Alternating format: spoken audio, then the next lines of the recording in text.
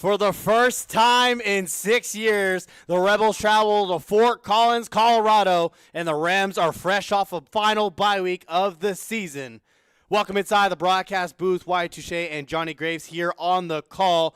Colorado State with their new head coach, the interim Tyson Summers. He was named head coach on October 19th after CSU announced Jay Norville will not return effective immediately. And so 2 weeks ago, he debuted against Wyoming. They lost 28-0. Not the ideal situation that he stepped into, but nonetheless, they've had some time to be able to sit down and get right what they're trying to do and get a win here today, Johnny. And today, with Tyson Summers and Dan Mullen, this is an instance where your idols become your rivals. Tyson Summers was formerly a defensive analyst at Florida for Dan Mullen at his final season for the Gators back in 2021. And today, he wants to continue to play spoiler for a UNLV team coming off back-to-back losses so far in the season. Like you mentioned, Wyatt, starting the season off red hot, 6-2 now on the season. They are going to look to right the ship here in Fort Collins. They want to do it with their offense. This offense has not scored less than 30 points in their last 8 games, and they have been absolutely clicking so far for this UNLV team and are a big reason why they are 6-2 so far in the season. But if UNLV wants to be successful in this game today, it's going to have to start on the defensive end and making sure freshman quarterback Darius Curry, who came in and ran the show last week against Wyoming in that shutout game for Colorado State, they're going to have to make sure he stays uncomfortable and does not like what he sees out there on the field today. This is the Rebels' third straight season with bowl eligibility, and that's their first in program history. But as you mentioned, partner, this is the first time that they've faced back-to-back losses since December of 2023. What is it going to take for them tonight on the road, primetime game at night, to get the win? You're going to have to play through your stars. Obviously, we know about the guy, Ant-Man. Anthony Calandria has come out so far this season and has been absolutely phenomenal from the quarterback position with what Dan Mullen could have wanted out of a first-year quarterback in his program. Then, if you take it to the running backs, we have Jet Thomas. Jet Thomas, there's a reason why the guy has climbed up the touchdown records at UNLV, and it's because of the explosion, the contact balance, all the different intangibles he brings in the backfield as a running back in this offense. And then if you look at the plethora of wide receivers, last week it was Day-Day Reynolds and the rest of this wide receiver core, Troy O'Meara being able to have big explosive splash plays, but you still cannot forget Jaden and the rest of the weapons in this offense. You love to see them continue to have a shootout here in this game, but you have to play complementary football in the Mountain West if you want to win. If you want to be like teams like Boise that UNLV met and lost to this season, you have to play complementary football. You have to not only score a lot of points, but also get stops on defense when it matters most. The Rebels coming off a 40-35 loss at home against New Mexico. This is one of the best offenses in the Mountain West. They have all kinds of potency there. But on the flip side, the defense has been one of the biggest trips up to this point where they have struggled and where they have lost these back-to-back games. In the last 3 games alone, they've averaged allowing over 48 points per game, and that's not the ideal success to win. No, it's not going to cut it at all, Wyatt. If you're looking at this team, for UNLV in the country, they are 10th overall in turnover margin at +8, and then are also 12th in interceptions with 11, and then 6th with 3 defensive touchdowns on the year. They need this defense to be the other part, the backbone for this team. Paul Gunther, the defensive coordinator for this team, coming for the Raiders, he knows that he's going to have these guys playing at a better level on this last stretch of games, because not only for this game, but they have Hawaii coming up next on the schedule, and that is going to be another high-potent, high-level offense that is going to attack them not through the run, but also through the air. And if you're not able to play defense at a high level in Division I football, no matter the conference, 48 points a game is not going to be something that's going to be viable for any team if they want to have success, which has led to them being 6-2 now in the season. A cool, clear night at Fort Collins, Colorado. 38 degrees at Canvas Stadium. So we take quickly look at the Mountain West standings. At the top of the leaderboard, first, second, and third is San Diego State, Boise State, and Fresno State. And right in the middle of the pack are the UNLV Rebels. They come on the road today to Colorado State, who's sitting at the bottom half of the barrel at 10th. They're 1-3 in conference. And the Rebels are looking to get this show going here on the road. In games like this, Wyatt, we talk so much about in the NFL trap games. If you're UNLV, you do not want to feel like just because we're coming off of 2 losses, we're going to get complacent and the season's thrown away. No, there's still a lot of football left. You still have 4 more weeks of football. You have to make the most of it. Let's see if they can capitalize here today in Fort Collins. Cade Costa kicking this one off for the Rebels, and deep back for the Rams is Lloyd Avant, the sophomore from Humble, Texas. And so the offense will come onto the field first for CSU at home. Jackson Brazeau, the redshirt sophomore from Lehigh, Utah. He did not have a good game against Wyoming. Only 10 of 18 attempts, 99 yards, and 3 interceptions. Not the ideal situation, but he's looking to have a better day today. They start on their own 25, 1st and 10 in shotgun formation. 20 seconds on the play clock. Handoff up the middle for a gain of about 4 is Jalen Dupree, the redshirt freshman from Benton, Arkansas. And that's a great job by offensive coordinator Grant Chestnut to start this drive off with a run. You want to settle down your quarterback coming off a week getting 3 interceptions. You don't want to press this ball-hawking secondary and try to get them the football early. Shotgun formation, handoff again to Dupree up the middle, breaking some tackles, and he falls forward for a gain of 8 and moving the chains for a 1st down. And right there, Jalen Dupree, 6 foot, 210 pounds, and showing it. Showing again why the weight room matters if you're a football player. Being able to move and push the pile, keep the chains moving. That's great from the quarterback position. It gives you opportunity to breathe. Brazeau, play action, fires near sideline, connects. 1st down, a little bit more inside UNLV territory. And Levon Brown, the redshirt sophomore from Chatsworth, California, is getting it going here early for the passing game. And Colorado State here is keeping and hurrying up the tempo. Unfortunately, they're going to have to move the ball back, but you have to love it. If UNLV at their secondary are going to play off-man coverage, what are you going to do? Take the easy wide receiver screen in the flat and allow him to be an extension of the running game. So it's going to be 1st and 10 at the UNLV 48-yard line. Play action, Brazeau looking, ample time, throws it, and that's going to go out of bounds, pressure in his face. And the first incompletion of the night, 2nd down. And another great job right there by Paul Gunther, being able to recognize for this defense that, hey, if they're going to play play action, what are we going to do? We're going to play match zone. They're able to do exactly that, force him to throw the ball outside of the pocket. And unfortunately, sometimes the best play is what, Wyatt? A throwaway in that situation. So it's now 2nd and 10. Ball at the UNLV 48-yard line. Javion Kinnard, the motion man from left to right. Brazeau rolling right. Borders behind. Flag in the secondary. And Brazeau gained a gain of about 5 using his legs there. And I like that from Brazeau, not forcing the issue and putting the ball downfield. Sometimes you have to see, give your opportunity, give your receivers a chance to make a play when you're doing the scramble drill, but still not taking any exceptions, not having any thumb throws, and not taking any unnecessary hits.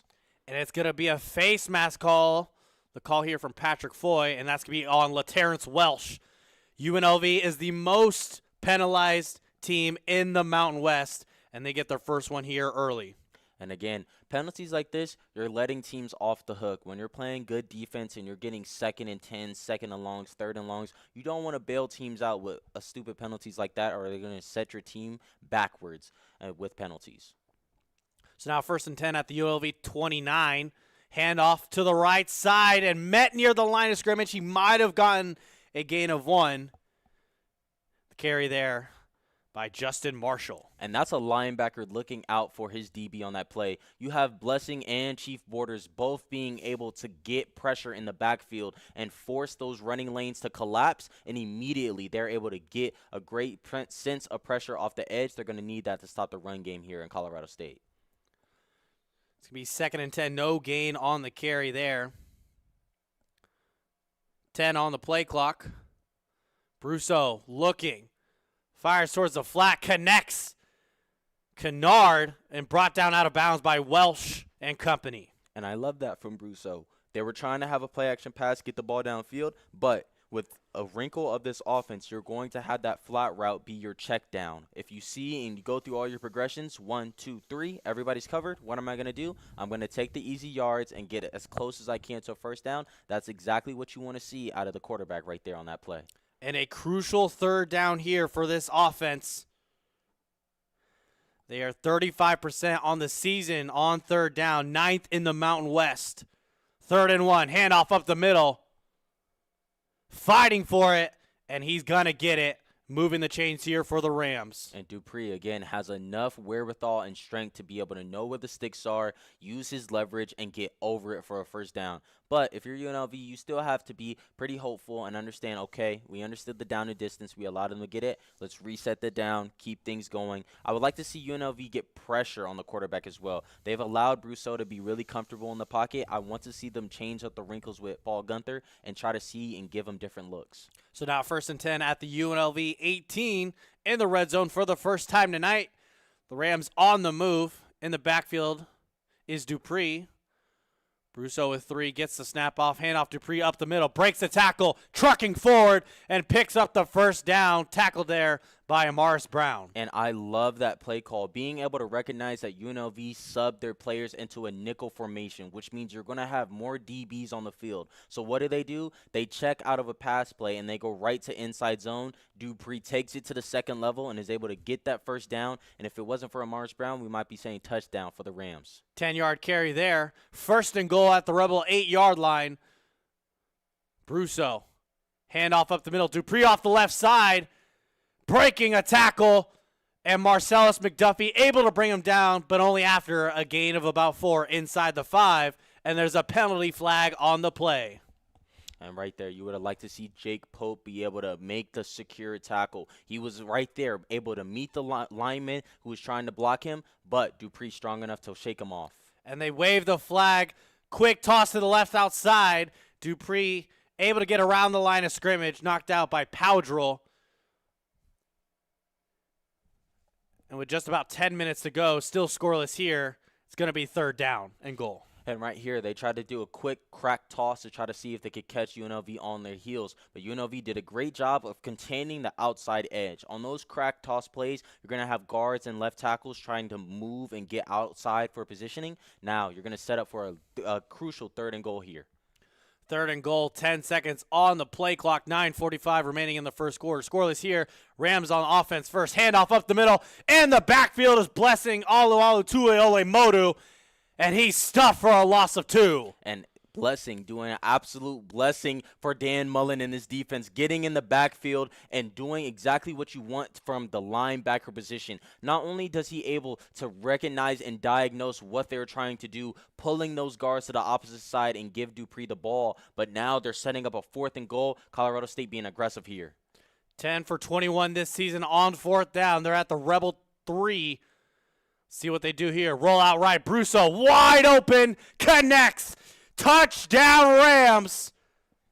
Off a simple rollout. Rocky Beers with the reception. And I love that wrinkle from Grant Chestnut. He's able to have that tight end on the tight end delay. And what do they do with the play action? They have UNLV thinking run again. They have the tight end delay. He sneaks out for an easy pitch and catch to the flat. And right there, Jaheim Joseph was picked off on a slant route from the outside, not able to get right there because of a lack of communication. And Colorado State gambles and is able to get that play right there for 6. And the PAT is up and in from Isaiah Hankins, the redshirt senior from Little Rock, Arkansas. The Rams lead early at home, 7-0. You're listening to UNLV football here on Rebel Sports Net.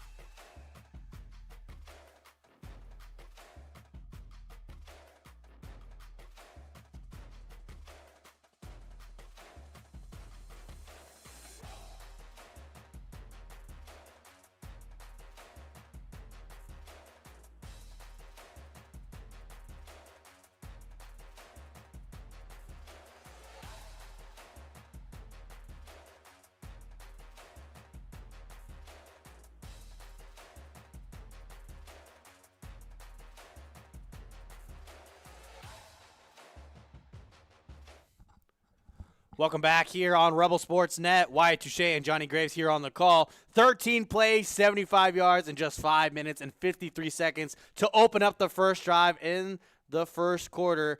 The Rams lead 7-0 here at home. Johnny, what a spectacular first drive that they had. And right there, you have Rocky Beers in the end zone making UNLV's defense look a little drunk on that play. But UNLV is going to have to answer and respond. We know what the strength of this team is, and it has to be with their offense. But I need Paul Gunther to change up the looks that they're giving for this offensive coordinator in Grant Chestnut and also for his quarterback in Brousseau. He needs to make sure that he's going to be uncomfortable in the pocket. And it doesn't just start with the defensive line. If you're going to be in a nickel or dime formation, you can use Amaris Brown and the rest of these defensive backs to blitz off the edge, blitz from the corner, blitz from the short side. If you're Andrew Powdrell and you have the ball on the right placement and it's a right down and distance. But I want to see them be able to put pressure on the quarterback, because you're going to allow Brousseau to be comfortable back there. What is he going to do? He's going to wheel and deal, and it's also going to open up the running game, which is exactly what we saw from Dupree on that drive. Total 60 yards on the offensive side. Coming into this game, the Rams were 9th overall in offense, in passing especially. You take a look at the overall stats, 187 yards per game. They've already got 60 here. That's a good turnaround. Using that bye week to kind of recollect yourself and be able to say, hey, this is what we're going to do, 75 yards in the first drive and put up 7. That's the exact ideal situation. Now we look at the other side, one of the best scoring offenses in the Mountain West, getting ready to take on the field here, led by Anthony Calandria. And if you're Dan Mullen, Corey Dennis, Anthony Calandria, and the rest of the dudes on offense today, you have to make sure you do not start slow. You've already given up 7 points here. You do not want to start in the hole and have to press and be more desperate and have to be more aggressive. You want to stay to your game script and play your brand of football, not Colorado State's brand of football. On the road or not, we've seen this UNLV team be able to face adversity and make plays when they're playing from behind. I want them to play from an equal score or with the lead, because it allows them to be more free with their play calling and really showcase the talent they have on the offensive side of the ball. In the offensive passing game, Calandria comes in top 5, ranked in the Mountain West, passing yards per game, touchdowns per game, and completion percentage. Here is their other weapon, Jet Thomas, getting a gain of 2. Brought down at the 27. And that's exactly what you want to do if you're Corey Dennis. You want to give the ball to your star in Jet Thomas. You want to establish the run game. You get 2 yards to settle everybody in. Hey, we're in Fort Collins, Colorado. We're here to play a football game, and we're not here to just play. We're here to win. That's going to set yourself up and open this offense up to be more relaxed and be more efficient. Jaden Thomas, who they call the Jet, has been flying around all season long. He currently sits 5th all-time in UNLV career rushing touchdowns with 26. Calandria looking for Elksness, unable to complete it there. Long with the deflection, and it's going to be 3rd and 8. And Owen Long, the versatile linebacker who leads the country in tackles, 103 tackles so far, averaging 12 tackles a game, doing a great job of playing in coverage as a linebacker. Sometimes when you look at linebackers, that's considered a weakness, them being able to play tight ends or receivers in the slot. But right there, great job in coverage. Rebels on 3rd down are 43% of the time. A crucial 3rd and 8 here, backed up on their own 27. Down by 7. Calandria looking across the middle. Connects. First down, brought down at the 40. Who is it? Jaden Bradley. Jaden Bradley, when his name is called and his number is called, he is always ready to make a play. But on that play, you had 7 defenders in the box for Colorado State, but there was a lack of communication in the defensive back secondary. They were supposed to pass Jaden Bradley off. He's unable to do so. He's able to take that easy 6-7 yard drag route and pick up the first down for UNLV. Around an 11-yard gain there for Bradley, his first reception of the night. Calandria in shotgun. Pressure as he hits. And he's hit by Bella. Tries to get the ball off, and he does, but it's an incomplete pass. 2nd down. And now the opposite, a guy from the secondary putting pressure on the quarterback. They send an all-out blitz after Anthony Calandria, try to get him to force the ball and rush it out, and they do exactly that. Unfortunately, Anthony Calandria is not able to have enough time to be able to go through his reads, and you're setting up now, 2nd and 10. Great job right there by Colorado State on the defensive end. Coach Mullen spoke earlier in the week, knew that Colorado State, percentage-wise, blitzes the most than any other team in the country, and we saw it there on 1st down. Handoff up the middle for a gain of about 3, just trying to get some chunk yards here to set up a 3rd and manageable. Carry there by Jet Thomas. And Tyson Summers is still the defensive coordinator for this team. He is going to call the plays on defense for this team, and he's going to make sure that Dan Mullen, Corey Dennis, and this offense are going to be different so far today. 23 different starters on the defensive side this season for the Colorado State Rams. And Coach Summers is trying to corral this team to get off the field here. 3rd and 7, 10 on the play clock.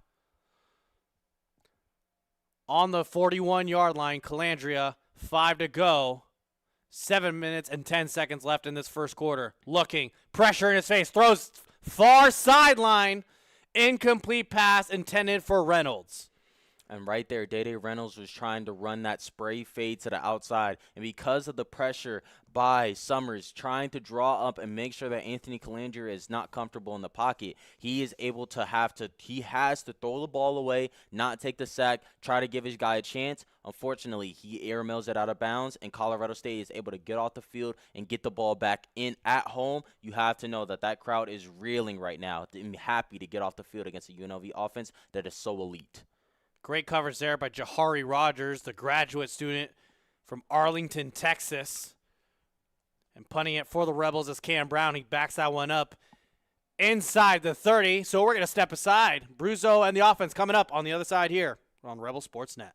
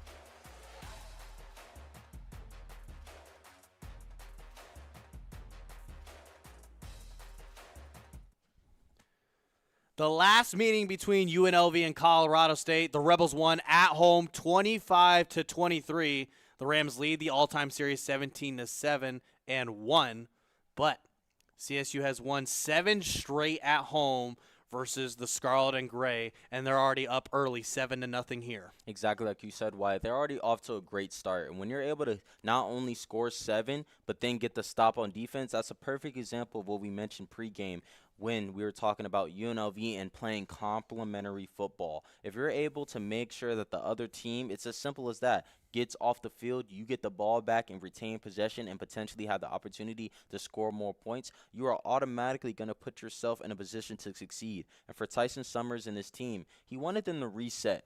When they were able to go through this bye week, he wanted the guys to reset not only physically but mentally. He wanted them to be able to take that breath of fresh air, come into this week and understand that, yes, UNLV is going to throw a lot of different stuff at us. But, yes, we are at home as well, and we have a lot of different things that we're playing for. Now at this point in the season, Colorado State is playing for their pride. They're playing for more. They're playing for the next generation of players that are going to be on this team, and they've done a great job of trying to set that tone and set that sentiment so far in this game.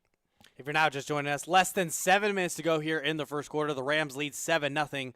Tyson Summers, the interim head coach, announced on October 19th, 0-1 as a head coach so far with the Rams, but his last 3 seasons were spent as a defensive coordinator, the same position he was holding prior to October 19th at Western Kentucky, and his defense was able to get off the field early against this potent Rebel offense.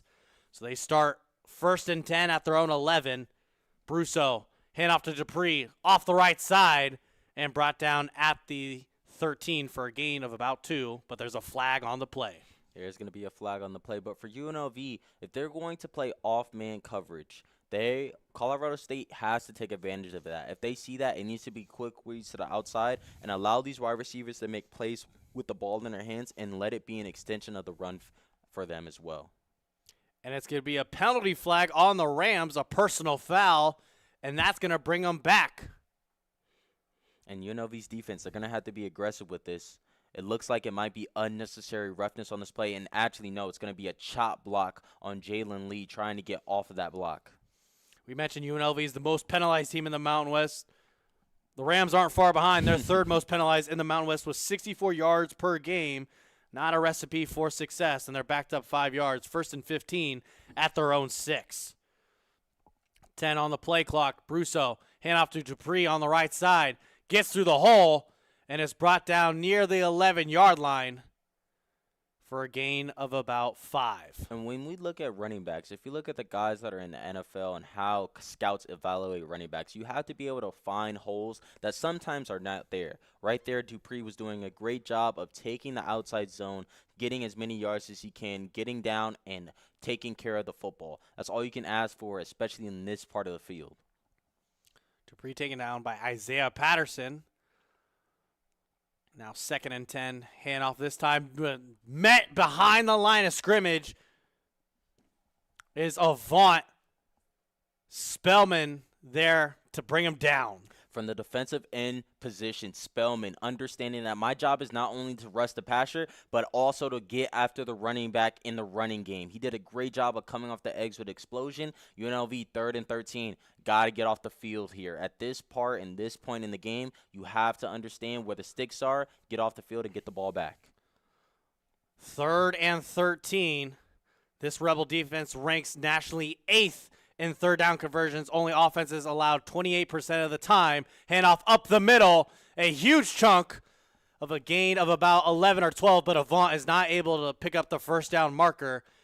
And here comes the punting unit. And I love that. Smart play on both sides. You have Colorado State understanding the down and distance. You let them have a simple inside zone to get as many yards as they can, but you rally to the football. And on the UNLV side, you had Amaris Brown in the opposite nickel corner, Mumu Bin Wahad, faking as if they were going to blitz the quarterback on that play, and then they go into bail technique and bail back into the zone coverage that they were supposed to be in. Great job by Paul Gunther for changing up the looks and making them check out of what could have been a pass play in that situation. And coming out onto the field for the Rams, one of the best punters in the nation, Brian Hansen, the redshirt junior, dribbles this one to the UNLV 41, and that's where the offense will come out and take over.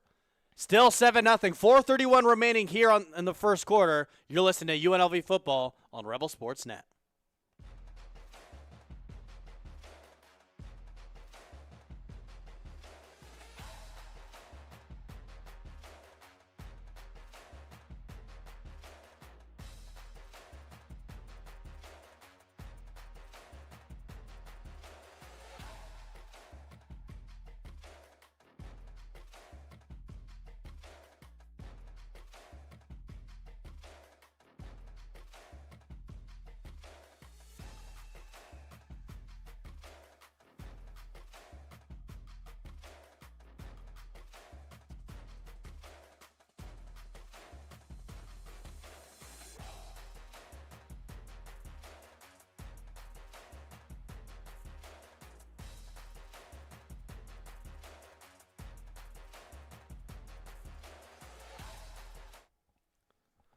The Rebels at Canvas Stadium in Fort Collins, Colorado, going on the road for the first time in 6 years to play the Colorado State Rams, and they trail 7-0 with 4:29 remaining. Here in the broadcast booth, Wyatt, Touchet, and Johnnie Graves on the call. The offense, the first time around for the Scarlet and Gray, not so good, only 16 total yards with 1 of 2 on thirds down, but they're looking to tie this game up and answer after a great defensive possession and stop by this defense. And right here, you have to believe, Wyatt, that coming in this point in the game, UNLV's offense has to know your defense held up their end of the bargain. Not only did you guys have to punt the football on your last possession, but the defense did their job. They got off the field and got you guys the ball back. So what is it time to do? It's time to make plays for your brothers. UNLV also, important stat to note, they are tied with BYU since the start of last season with 9 road wins so far and all to lead all of college football. This team is comfortable playing on the road, but it's easier playing on the road when you're playing from a tie game or when you're not having to play from behind. I want to see this UNLV offense get the ball to the outside, give it to Jet Thomas, and not allow him to just take the simple inside zones. We see what he can do out of the passing game if you give him some running back screens. Also, you have Barquise Gums. There are a lot of weapons in this offense and things and tricks that they can throw at a defense to get them confused. Let's see if they can execute here on this drive. The Rebels will start at their own 41-yard line, a lot better than starting at the 25. And it's going to take a lot of effort to establish this run game and be consistent to have a better start here for the Scarlet and Gray. And if you're Tyson Summers, you want to see the UNLV personnel and change your defense to that. 4:31, Rebels at their own 41-yard line. In the backfield with Calandria's keys, Lee. He throws the Lee, and he gets hit-checked, but he still catches the ball near the 45. Absolutely laid the hammer down is Phelps. And right there, Phelps absolutely laying the wood on that play. And kudos to Kevon Lee, the running back, 6'2", 200 pounds, being able to hold on to that football. We've seen what he's been able to do out of the past game for UNLV. And it might be a flag on defensive receiver on that play from Phelps, understanding that Kevon Lee did not know where Phelps was on that play. And Phelps has to look out for the offensive player on that situation. Phelps originating from Las Vegas, the hometown kid, redshirt sophomore. And it's going to be a holding call on number 7 of the defense, Lamondre Joe, grabbing the back of Bradley's jersey. Going to get caught being handsy once in a while. 1st and 10 in the Rams territory at the 49. Rebels 4:25 to go in the first quarter. Calandria drops back. Quick check down to Lee. He's down the far sideline, and he picks up the first down at the 39. Kevon Lee once again showing what he has in his toolbox as a running back. You have to be able to catch the ball at the backfield today in modern football. But quick side note, if you're going back to the outside, Jaden Bradley and Lamondre Joe is going to be a game within the game all night long. These guys are going to be two ballers going at it, cornerback and receiver. We'll see what that matchup gets us today. The option, handoff to Lee up the middle, and he'll be brought down near the 35, 2nd down. And I love the pace and tempo UNLV is playing with right now on offense. When they're able to change things up and play complementary football, allow that running game to get open because of what they've been able to do so far in the passing game. Now following that 4-yard carry from Kevon Lee, now brings a 2nd and 6 with 3:30 to go here. The Rebels trail by 7, but they're on the move here inside Ram territory, 15 on the play clock. Handoff again up the middle. Lee finds a gap and able to get some more chunk yards for a gain of about 3. And right there, Kevon Lee, even with a defender bearing down on him, being able to use those thick legs, use that base to truck as many yards as he can on that play, picking up a nice 2 yards on that play. And now 3rd and 4. Again, execution for UNLV. You don't want to have to walk away with this drive only settling for 3. You want to understand where you are down the distance and where the sticks are to pick up a first down. 3rd and 4, less than 3 minutes to go. The Rebels trail by 7, and they're inside Rams territory at the 32. Quick adjustment here, pre-snap by Calandria. 5 on the play clock. Irvin in motion. Calandria surveys, pressure across the middle, connects. But Irvin will be short by a yard. Tackle there by Jackson. That's a great job by Jackson, being able to wrap up. Unfortunately, he was not able to get the PBU, but that does not mean that the play is over. Anthony Calandria tries to give the ball to Irvin right there across the middle on the drag, and unfortunately, he isn't able to pick up the first down for UNLV. Although they weren't able to pick up the first down, they got quick to the line, and a pre-snap penalty looking like it's going to go against Colorado State. But no, it's going to be a timeout by the Rams. So we're quickly going to step aside. Don't go anywhere. More action here on Rebel Sports Net.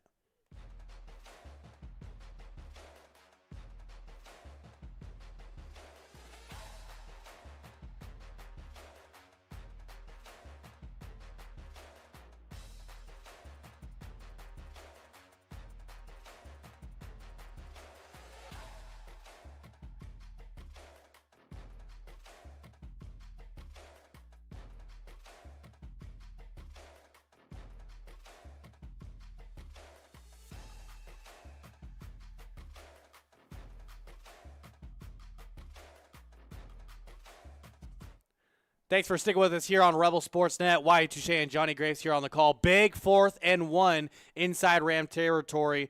The Rebels are on the move in their second drive here. 2:20 remaining in the first quarter.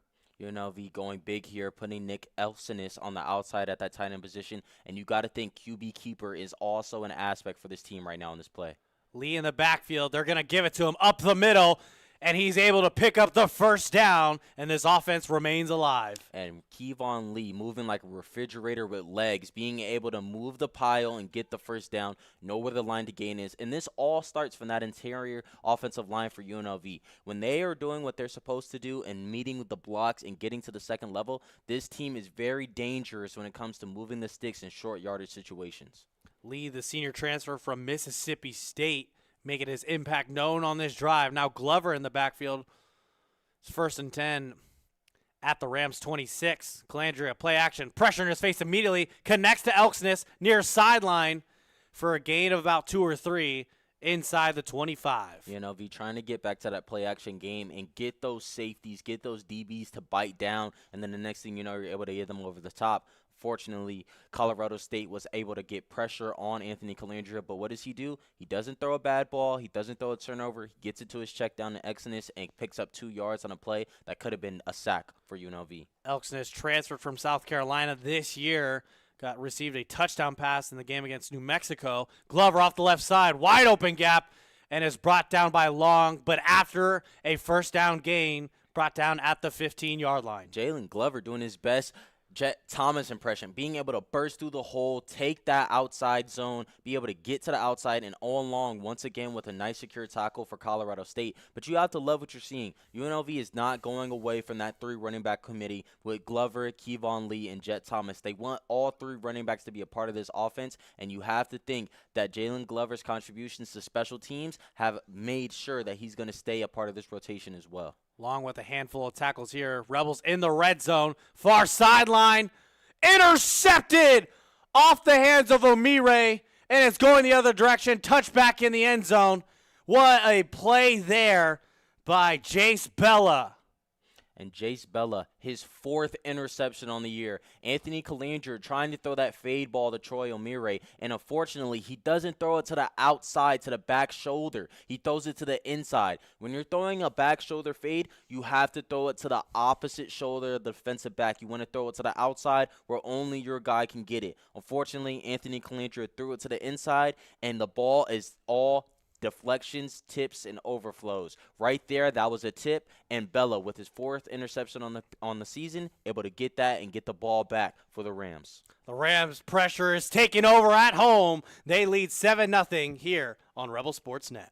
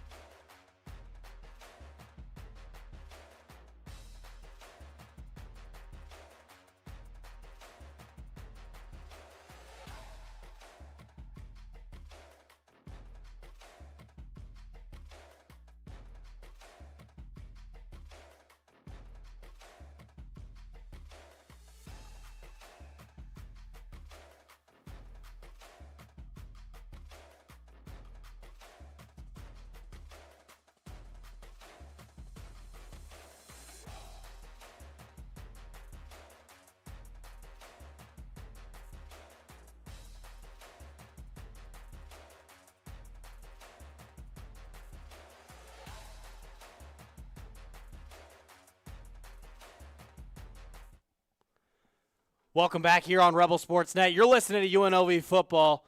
Jahari Rogers bagged up Troy Omire like a Ziploc bag, and off the hands of Omire, intercepted by Jace Bella, his 4th of the season. That interception came in the end zone, so the Rams will start at their own 20. Jahari Rogers making sure and making it look like he's been doing work with Oliver Davis, who was a defensive back specialist, who has worked with guys like Patrick Surtain, Cooper DeJean, J.C. Horn, making sure that he put his seatbelt on Troy Omire on that play. But if you're Anthony Calandria, you got to give your guy a chance. You have to throw the ball to the outside if you are throwing a fade route to a 6'4" wide receiver like Troy Omire. You want him to be the only guy with a chance. If you're going to throw those fade balls to the inside, chances are plays like that are going to happen. And right there, you're able to have Bella being able to stay and have his eyes on the football from that safety position, come over as the cloud defender, and make a play on the ball.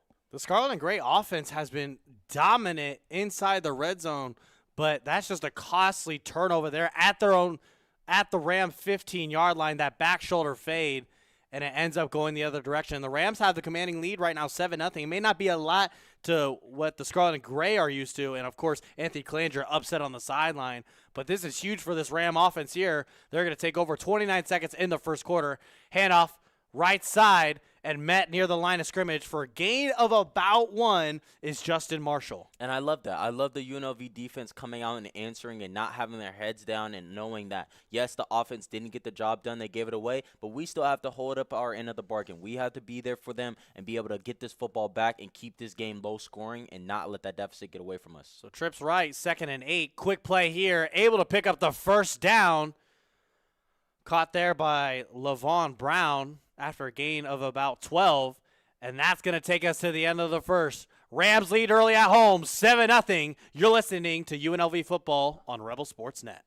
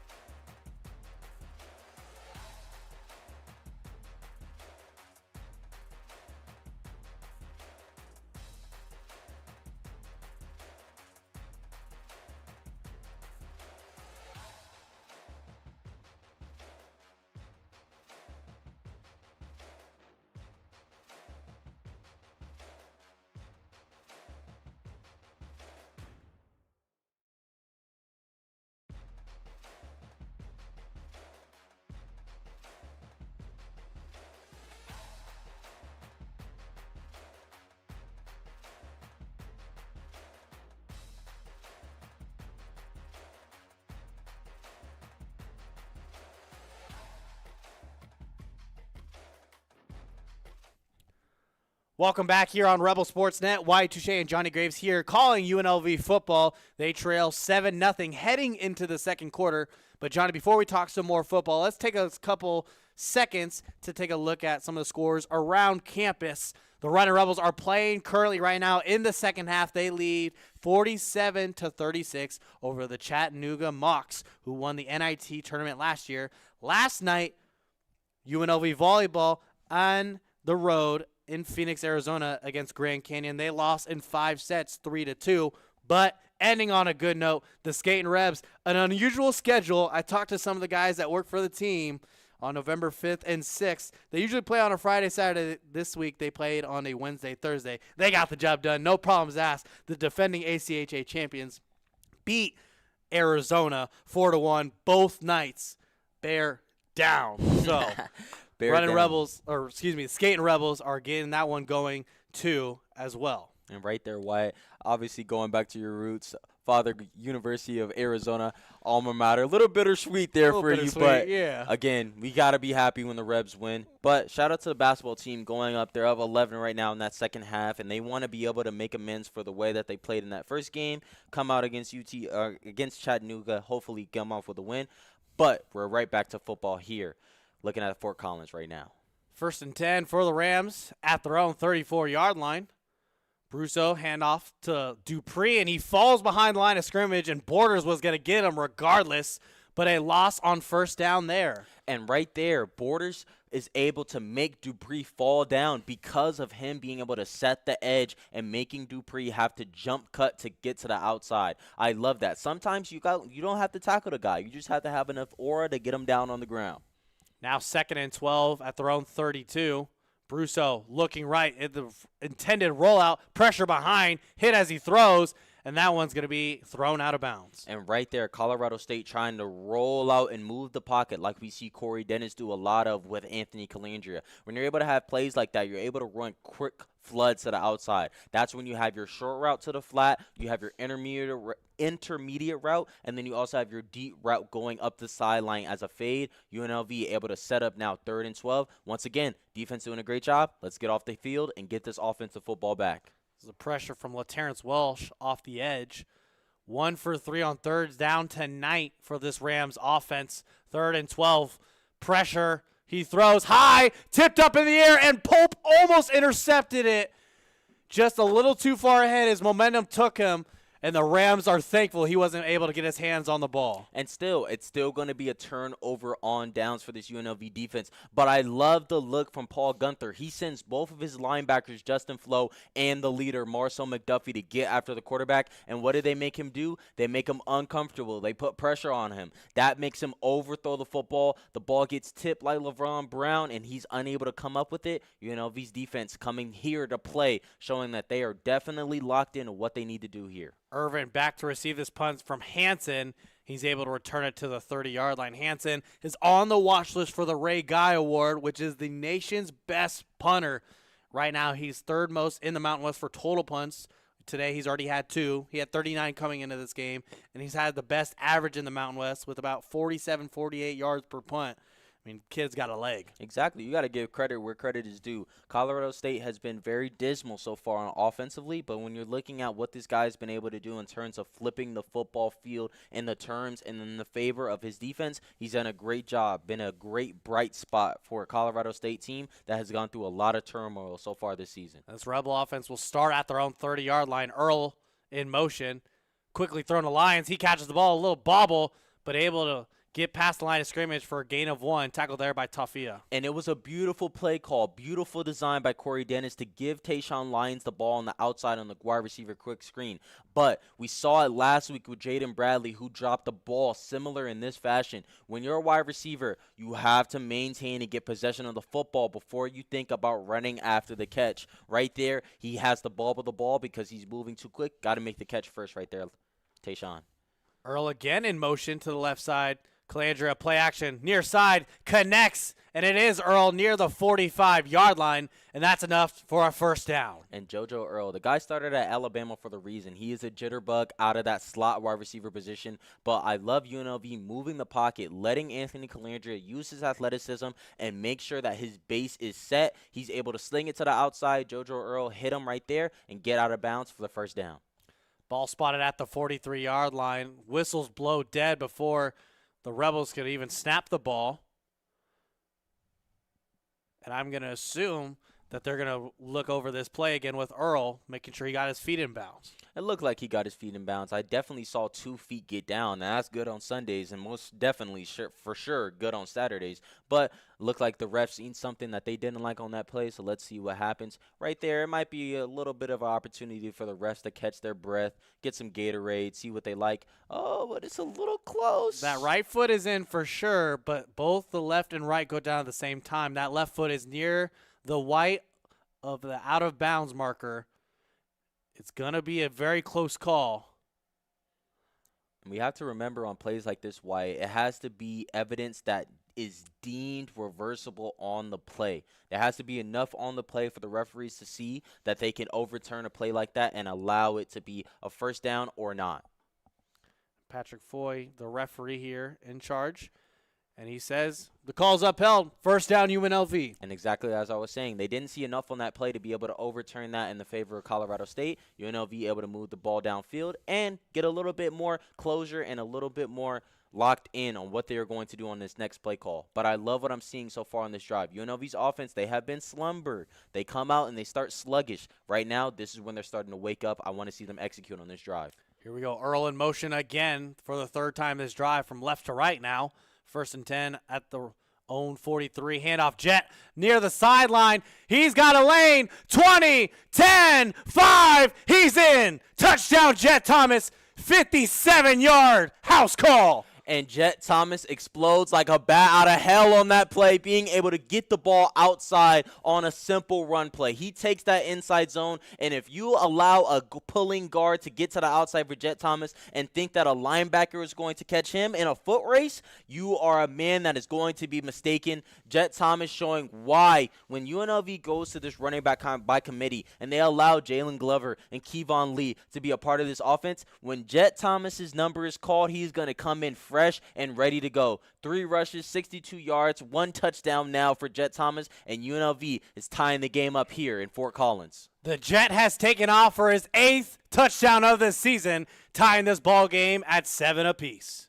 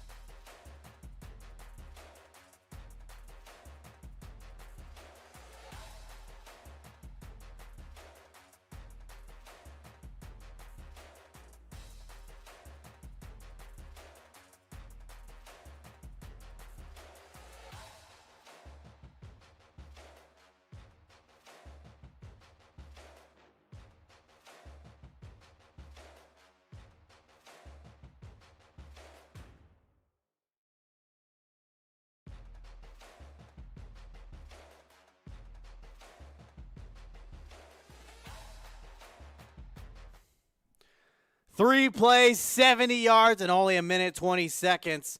But Jet Thomas takes off for 57 for a house call to tie this game up at 7 apiece on the road. 12:53 remaining. Wyatt, Touchet, and Johnnie Graves here on the call on Rebel Sports Net. What a run there by Jet Thomas. Just gets outside, and no one can touch him. He starts flying down the near sideline, and he's ghost. If you see a guy like Jet Thomas, this is the type of running back that you want to have on your Madden franchise team. You want a guy that's a blazer. You want a guy that is going to come into the football game, and if you give him a simple outside zone, a simple inside zone, and he has space and opportunity, he's going to make the most of it time and time again. Jet Thomas, like a shot out of a cannon. When he is out in space, the guy is very hard to get down and tackle, which is why UNLV is tied up here against Colorado State.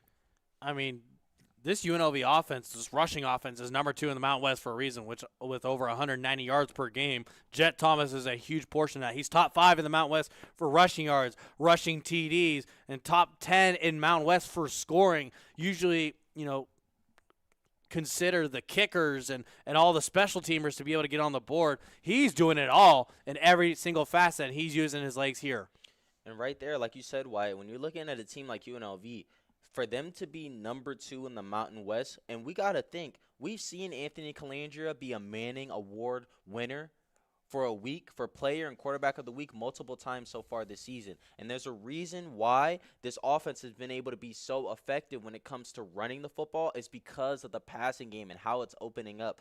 But for them to be at that high of a number rushing the football in an offense where primarily they really pass the ball, they have been in a lot of passing situations and haven't had a lot of opportunity to run the ball, speaks to how Jet Thomas has been so efficient with his running game when he gets the football. I mean, earlier this year, named to the 2025 Doak Walker Award watch list, the Walter Camp Player of the Year watch list, and, of course, the Maxwell Award watch list. Some of the best players in the nation, running backs in the nation, and things of that caliber. And breaking out is Avant for a gain of about 8, brought down by Trey Fulton, and it'll be second down. I think I've seen some paint fly off on the football field right there on that tackle from Spellman trying to get the tackle on Avant right there. But they're out there ready to play a hard hitting right now. Empty formation. Brusso by himself to Avant in the flat. Little designated screen, and it's enough for a first down. Pushed out of bounds by Keys. And I love that play call on the outside. I love being able to keep Avant a part of this football game. You give him the ball on first down, and what does he do? You have him motion out to the outside like a wide receiver. And if you're having a running back that can catch the ball at the backfield, that is such a luxury. Picks up a first down right there for the Rams. 1st and 10 at their own 33. Tied ball game at 7 and 12 minutes remaining in this first half. Brousseau with 2 backs in the backfield. 10 on the play clock. Brousseau with 44 yards and 1 touchdown through the air. Brousseau across the middle, caught down the seam and brought down by Trey Fulton in UNLV territory. Rocky Beers again dicing up this secondary. And Rocky Beers, what a name, but what a route by Rocky Beers. Not only is he able to go down the seam, this was something I saw. If UNLV is going to play off-man coverage and fall back into a zone, if you're playing cover 3, that zone defense is right through the middle. You can cut it up like a butter knife. Beers brought down at the Rebel 19. And the Rams in red zone once again. Tied at 7, 11:15 remaining in the second quarter. Rams 1st and 10. Brousseau with Avant in the backfield, looking left. Telegraphs his pass outside. Overthrown, but there's a penalty flag, and it's going to be on Mumu bin Wahad, intended for Kennard. And Mumu bin Wahad has to know better playing in that nickelback position. He has a smile on his face and understands that the refs may want you to play. Yeah, or you may want to let the refs let you guys play. But if you're 5 yards or more down the field and your hands are on the receiver and your head is not towards the ball, it is going to be defensive pass interference every single time. And that's exactly what the referees call in this play. Well, as we take a look at this pass, Johnny, in the replay, it's definitely overthrown and uncatchable. But part of the reason is because he made it uncatchable because he's grabbing him and bumping him and just impedes his ability to run after that catch. Exactly. And he knows better. He's going to hear an earful on the sideline, but he has to know better. Mumu bin Wahad is a guy that is going to be needed in this nickel secondary for this team. He has to know that you cannot allow a receiver to get off the field like that. You have to get your hands off. And so that sets up 1st and goal at the Rebel 6. Brousseau, handoff up the middle, Avant. And he's brought down behind around the line of scrimmage by Jalen Lee. And you love that. From the defensive tackle position, the nose tackle position, being able to get his nose dirty, get Avant down on the ground in this goal-to-goal situation. And if you're UNLV, again, the name of the game is bend but not break. You let that pass interference go, but you still have 2 more downs to work with. You want to let this Colorado State team have to settle for 3 and keep this offense still neutral. You don't want to have them get confidence in this football game. Twins right for the Rams. 2nd and goal here at the 6 still. Tied at 7 apiece. Brousseau roll out left, looking for Beers. Fires out of the back of the sideline and towards the wall. An incomplete pass throwaway, 3rd and goal. And Colorado State, if it isn't broke, don't fix it. That's what they tried to do on this play. They tried to get Rocky Beers motioning out again and try to hit him on another tight end delay to get him to the outside in the flat. But Blessing did a great job of staying and reading his keys, understanding where the tight end was, making sure that on that rollout play, they weren't going to allow anybody to get behind them for an easy touchdown. Big 3rd and goal here for the Rebels. Rocky's got such a marketable name for NIL. Dude. He needs to, if he hasn't already, he needs to start his own brewery and trademark it and everything. He's in What Colorado. a name. Yeah. You got to think he's got some type of Coors or something brewing over there for him. But they're going to take us down now. It looks like Colorado State is going to call a timeout here in this situation. And it'll be their 2nd timeout of the first half. So we're briefly going to step aside. Don't go anywhere. More action. 3rd and goal here on Rebel Sports Net.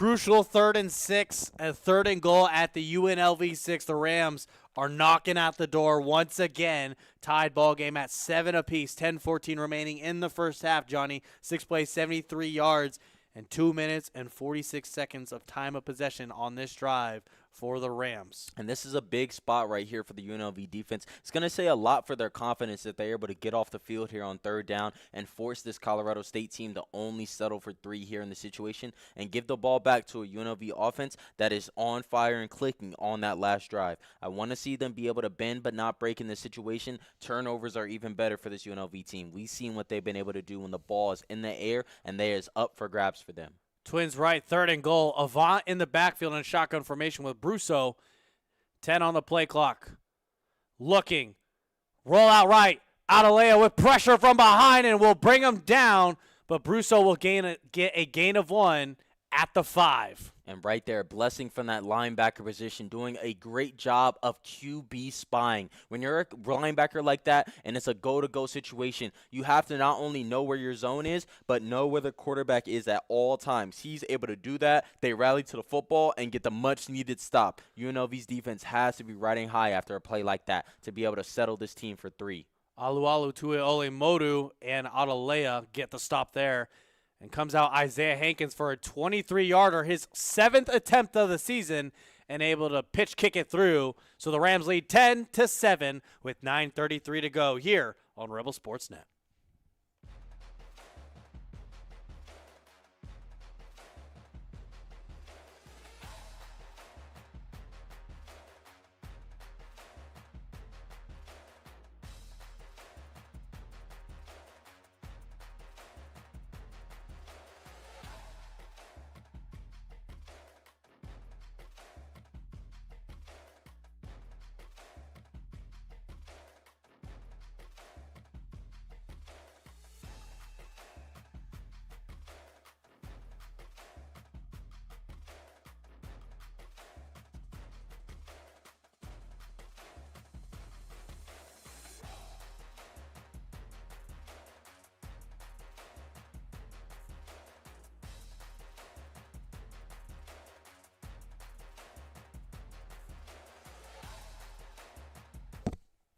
The Rams lead about halfway through the second quarter, 10-7.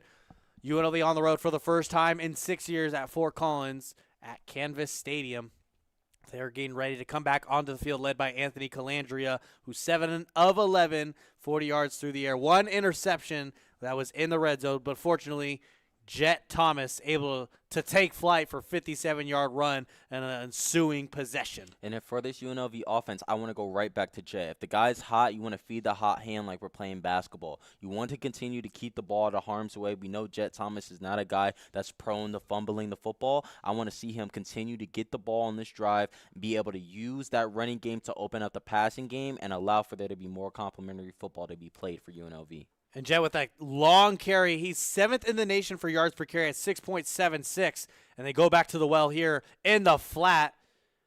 Looked like he had a gain of about 5 or 6, but steps out of bounds around the 29. But I like that. It doesn't have to be a run play in this instance. We talked about Jet Thomas is able to be a good pass catcher out of the backfield, and you love to see him be able to get that catch right there for a 4-yard pickup. 2nd and 6 is what UNLV wants to play with because it allows your playbook to be so more wide open for Corey Dennis and what he can do with his 2 downs for UNLV. Rebels trails 10-7. Handoff Thomas off the left side again, and he has a lane down the near sideline inside Rams territory. 1 man to beat, tripped up from behind and brought down near the 13, and the Jet is unstoppable. And right there, this is exactly what we were talking about. When Jet Thomas is able to have crack back blocks from a tight end, be able to meet the guy in the middle, and you get him to the outside, there are very rarely going to be a time where guys are going to catch him. What an effort by number 13, Jake Jarmalowicz, being able to make a tackle on Jet Thomas and not allow this to go for 6. But you have to love what you're seeing from the running back for UNLV, being able to be the spark plug they've needed so far on offense today. Great job saying that name. I did That's not know name. you were going to be able to say it. Hey, man. First CCSD education. First and 10 for the Rams at their own, or first and 10 at the Rebels, for the Rebels at the Rams 12. and a quick outlet pass to Lee for a couple yards there. But let's go back to Jet Thomas, 121 yards on the ground on only 4 carries. This man is almost unstoppable. Gets caught from behind by Jamalowicz, but he still is showing why he's such a dominant player. And right now, at this point in the game, Kevon Lee getting the catch right there on that last play. But when you're able to have guys like that filter in and out, it allows Jet Thomas to be fresh, and we see him make explosive plays like that. And Lee with the carry for a gain of about 3 on 2nd and 6, brought down near the 4-yard line. And it's going to be a impactful 3rd down. They trail 10-7 with under 7.5 minutes to go in the half. And if you're UNLV, and Anthony Calandra especially, you do not want to have another turnover in the red zone like you had before. You want to pick up either a 1st down or keep it for 6 or 3. Calandra, keeper, breaks the tackle, and he's in. Touchdown, Rebels. Anthony Calandria making a man miss and taking the lead for the first time tonight from 5 yards out. Anthony Calandria on the quarterback keeper. I love the play design by Corey Dennis to once again have your guard get to pulling, and you allow Anthony Calandria to take that QB draw, take it to the outside, and use his legs to get in the end zone. And what does he do once he's in the end zone? The guy is a Gen Z. So what is he going to do? He's going to do his little dancey dance and get the score and touchdown for UNLV to have them up in hostile territory here in Fort Collins. You have to love the execution, but it's all started and predicated from the efforts of Jet Thomas on this drive. Anthony Calandria, who was sick with the flu a week ago, is still ill tonight. The Rebels lead 14-10 with 7 minutes to go.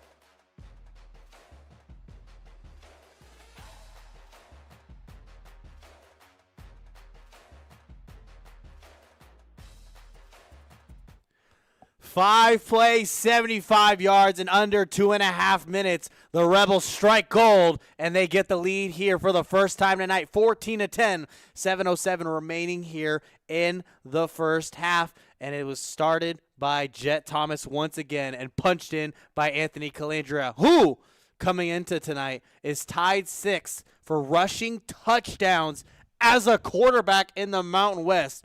That's unheard of. The true definition of a dual threat quarterback. We've seen so many leaps and bounds for Anthony Calandria playing with Corey Dennis and in this offense than we did when he was in the ACC playing for the University of Virginia. The guy has came to UNLV and has been absolutely comfortable, and it's because of the confidence that Dan Mullen has put in him from day one, even when he was going through the QB1 position battle with Alex Orji. But the guy has come in and he's done a great job of leading this football team. But I have to also have a kudos and a shout out to the UNLV offensive line, allowing this team to get so many holes in the running game and allowing these playmakers to find the running lanes. Without them, they would not have the success that they've had so far in this football game. And the Rebels dancing on the sideline. The O-linemen that you mentioned are getting hype in Fort Collins. The total yards for tonight so far, 195 for the Rebels and 146 for the Rams. Brown with the return, trying to escape and finding another lane. won't be able to. Stopped at the 20. Brown on that play running into his own man. He had so much momentum. He couldn't get himself to slow down and had a little bit of a little car crash with his own player. But now, if you're Colorado State, you do not want to lag behind. This UNLV offense is now 2 drives, and they are riding high. They are liking what they're doing on the offensive side of the ball. But again, one of the keys to this game was that Colorado State is going to have to score points to stay in this game. UNLV, if you stay aggressive and you get the football back with 7 minutes to go, you're going to set yourself up for a nice second half to go in Fort Collins. One of the top offenses in the Mountain West has put up 14 in the second quarter. And the defense out on the field for the Scarlet and Gray. They get a stop for a gain of 2. Fuller, Touchet, Atalaya, and the crew brings down the Rams. Marshall for 2nd and 8. And right there, you allow Paul Gunther to change up the looks. He could back off and go into zone coverage knowing that it's potentially a passing down these next 2 downs. Or you could send pressure and get aggressive and try to get the football back for this offense. And the disparity in the rushing category is glaring right now. 146 for the Rebels and 56 for the Rams. And on the run there, Marshall near the first down marker. Let's see if they give it to him. That was great hard running by Chris Marshall. He's able to take that. I'm sorry, not Chris Marshall. Marshall Jr. being able to get that run, and also another good tackle by Jaheim Joseph being able to get him down, but they give him the first down on that play. Be 1st and 10 off the run from Justin Marshall. Almost put in harm's way. Intended there for Armani Winfield. And it's going to be 2nd down. And Justin Marshall, the redshirt sophomore from Chicago, Illinois, being able to play in this offense, he is going to have a role. But Andrew Powdrell on the outside, almost able to jump and undercut that route. When you're playing the boundary corner position, you're not going to get a lot of work because you're the guy that they don't want to throw the ball to. Right there, he's able to pay attention and almost get a pick 6 for the Rebels. And he showed him why there, almost picking him off. But that's why he plays defense. 2nd and 10. Pressure off the edge. Rocky Beers across the middle for a gain of about 7 with a 3rd and a manageable here for the Rams. I see so many similarities in Rocky Beer's game playing that Travis Kelce role right there. He was the hot read to get the ball out quickly. 3rd and 3. Handoff Marshall up the middle, and he falls down short to the line of gain at the 39.5-yard line. And this offense still is going to run quick to the line of scrimmage. And I love that from Marcel McDuffie coming from the linebacker position on the left edge to be able to meet Marshall in the backfield. This is a big play call here for the UNLV defense. If they can get a stop, it sets up great field position for Anthony Calandria. But you also have to understand they're at their 40. They could potentially try to draw you guys off sides and get an easy 5 yards in the situation. Got to play smart football here. 48% on 4th down on the season for the Rams. And a timeout has been called by UNLV. And I think this is a little bit of mind games in this situation for Dan Mullen, knowing that this guy was under his tutelage of somebody that Tyson Summers I'm speaking of, somebody that he's familiar with. He wants him to think a little bit about this play and what they're actually going to do, not bluff their hand, try to see what they're actually going to do here on this big 4th down call. So 48% on 4th down throughout the season. They're 1 of 2 tonight. They're looking to get their 2nd one here. This offense has been fueled by the passing game, but they're hoping that their run game could save them here potentially if that's the move that you think that this offensive powerhouse is going to try to do. And if you're looking at it, we've seen Jalen Dupree be able to be a smash-mouth football player from the running back position for them today. But this is a very big down situation. But the reason Tyson Summers is going to have to go for it is, again, you're setting the tone for your team and your program. You want to show these guys that you have belief. And they also have a sub here at quarterback. 4th and 1. The keeper off the left side. Short. Flag on the play. But it looks like Taj Bullock won't be able to get it. Stopped by Isaiah Patterson, and he's fired up. And right there on that play, they were trying to have another wrinkle to their offense, trying to go wildcat formation and move what they were trying to do with Taj Bullock. The 6'3", 225 quarterback has a lot of the same frame as Alex Orji, trying to pick up a first down. Let's see what the flag here is on the play. And the illegal shift on the offense is going to be declined.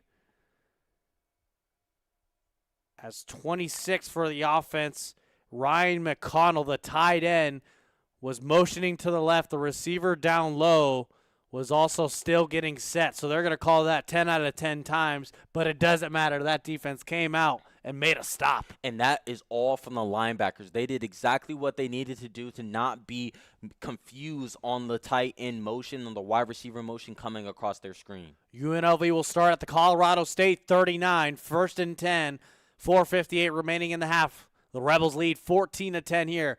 Calandria, shotgun formation, Glover in the backfield with him. Looking, check down to Glover, up the middle, and brought down for a gain of 8. I love that there from Anthony Calandria. Not only was he able to go through all his regressions, step up in the pocket, but he didn't just take the ball and go and run. He found his check down in Jalen Glover. Not only did he keep him involved in the game, allow him as a running back, you want to get your hands on the ball, get comfortable, but you allow him to take the big hit. You don't want your quarterback taking big hits in those scenarios, but you allow a running back who loves contact to take that and get 7 yards for your team. It's now 2nd and 3 after that gain of 7 to Glover through the air. Calandria with 56 yards passing, going near, far, through the hands of Bradley. It was right there in the end zone, unable to haul it down, and that's going to make it 3rd and 3. And UNLV being aggressive in that scenario, they want to give Jaden Bradley an opportunity on the outside against Lamondre Joe. And kudos to Lamondre Joe on that play, doing a great job of not having a pass interference call on that play. When the ball is in the air, sometimes as a DB, you just have to track it, play through the wide receiver's hands. He's able to do that and get the incompletion. Do you like that shot from Calandria there? On that situation, 2nd and 3 at this point in the football game, I do understanding the down and distance. Because right now, if UNLV wants to be aggressive, they have 2 downs to work with. And so with 5 on the play clock, Calandria handoff to Lee. Outside, has a lane, breaks a tackle, and is pushed out of bounds near the 19, and that's enough for a 1st down. And that's exactly why if you're Anthony Calandria, you take that hot route. You try to go and throw that go ball in that situation because you know we can go back to pistol formation on our next play and get the 1st down. And once again, UNLV has done a great job of using these tight ends in the motion running game and allowing them to have crackback blocks against these defensive ends to set the edge and get the angles they need to get 1st downs. Great block there by Burns, the tight end, the senior from Chicago, Illinois. It's now 1st and 10 at the Colorado State 19. Handoff Glover off the left side and brought down for a loss. Multiple Rams in the backfield, but it's Mitchell who gets him down.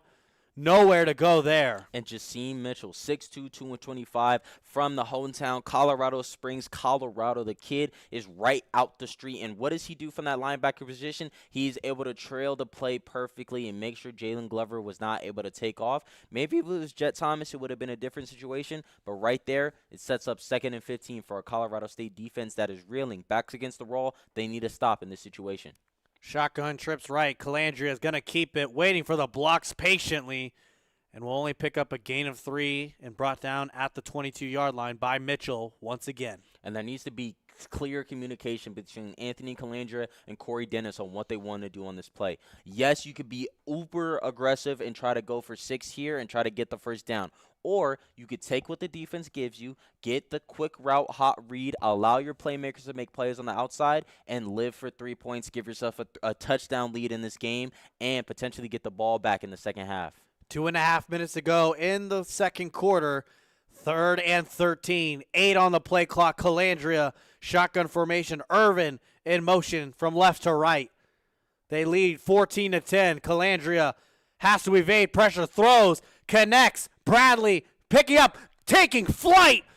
Oh my goodness, he hurdled 2 men for the 1st down. Jump man, jump man, jump man. That boy's up to something. Woo!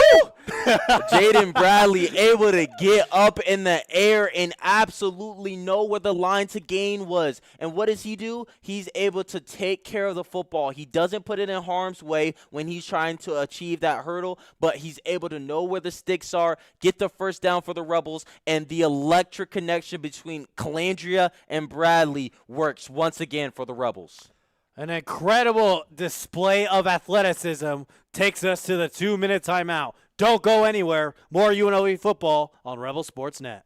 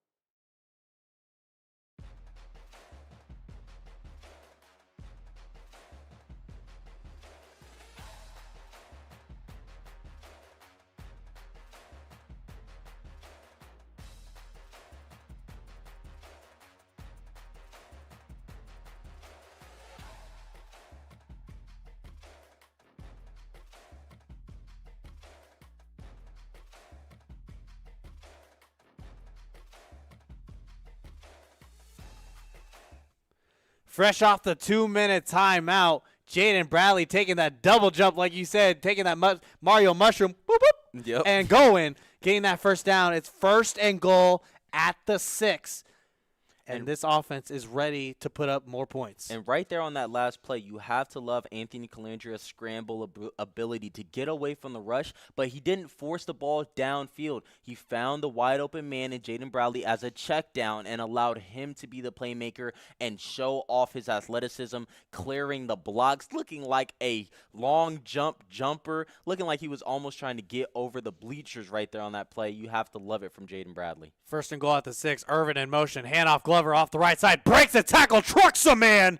And he's in. Touchdown Rebels. A 6-yard run by Jalen Glover. And he made that Rams defense feel him there. Jalen Glover, being able to put a shoulder down from the running back position and get in the end zone for the Rebels on the road. Now you're looking at a 10-point lead in this football game. You have to love what you're seeing from this UNLV offense in terms of being able to wake up. They started the game off sluggish, but what have they been able to do? Answer and have the crowd in Fort Collins absolutely hushed right now, doing a great job of showing what Dan Mullen wants out of his offense today. This looks like the team that we saw go 6-0 for the first time since 1974. And they have put up 21 points in this second quarter. And you have to believe, Wyatt, when you're looking at this team, a lot of the juice and the excitement and the energy on the offensive side of the football, it has to come from your defense. If your defense is able to do a great job and hold up their end of the bargain, that's what happens when you play complementary football. You play off of each other. You play off the energy. Marcel McDuffie and Anthony Calandria both mentioned multiple times in their press conferences. These guys all love playing together. They had over 70 transfers come into this team, come into this program, but they have rallied together as a band of brothers so far this season, and it is absolutely on the field in display today. And this drive and touchdown was sparked by a defensive stop by the Scarlet and Gray secondary and up front box 7 on 4th down, able to stop the run, putting them in Rams territory and being able to put up 7. 7 plays, 38 yards, 3 minutes, and 3 seconds on that drive, and capitalized and capped off with a 6-yard monster run by Jalen Glover, showing him, get in the weight room. I lift. Exactly, Wyatt. Right there, he did a great job of simply just using his big frame, using his body to get in the end zone. And if you're Paul Gunther in his defense, you have 1 minute, 55 seconds and 2 timeouts. Colorado State has 1 timeout. If you're able to have them and put them in a passing situation where you force the clock to stop, you're going to allow this UNLV offense to potentially get one more opportunity to get the football back if they have decent enough field position on this next drive. And now we were waiting a Rebel who's sitting on the sideline, joining this kickoff coverage group. Deep back is Avant, but that one's going to dribble into the back of the end zone. And so the Rams will start at their own 25. And right there on the play, you love to see UNLV not get flagged on the play. Maybe a guy was in the bathroom, maybe he wasn't. But you got to be able to be ready and set. No matter what team you're a part of, kickoff team, punt team, you need to be ready to go on the field. But for UNLV, they're in a big spot here. Colorado State knows they're going to have to stay with UNLV in terms of points. They're going to press. They're going to play desperate. Let's see what they can do here on this drive. Shoot, if I was him and I was missing, I would have been in the concession stand getting food. 1st and 10 at their own 25. The Rams connect. First down there. Great throw and catch. And it's connected from Brusso to Maher. And I love that. I love that quick curl route from Maher. He's able to recognize and diagnose that UNLV's secondary are playing off-man coverage. They're playing zone. They're not playing man. So what am I going to do? I'm going to sit in the zone spot and allow my quarterback to see where I am for a quick read. 1st and 10 at their own 36. Flag flies near the line of scrimmage, but across the middle is Keontae Lanier. We'll see what that flag is, but the reception is good as it stands right now. And right there, UNLV is playing off man now because they want to back up. They don't want to allow any deep plays to come. And right there, Lanier is able to come across on the drag route, take the 4-yard gain, and turn it into a 20-yard gain plus for this Colorado State offense. But we still have to see what the flag is on the play. Well, it's less than 2 minutes to go. The Rams are on offense, and they have 1 timeout. There are 2 penalties, one on each side, so it's going to replay first down. And right there, you have offset and penalties for both teams. But if you're UNLV, again, bend but do not break. Colorado State is going to have to pass the football. They are not in a running down situation, especially with that one timeout in their back pocket. They are going to try to pass the football, keep the chains moving, and get as many yards as they can quickly. 1:33 to go in the first half. Ball again at their own 36-yard line. Replaying 1st and 10 here for the Rams. Brousseau going to use his legs.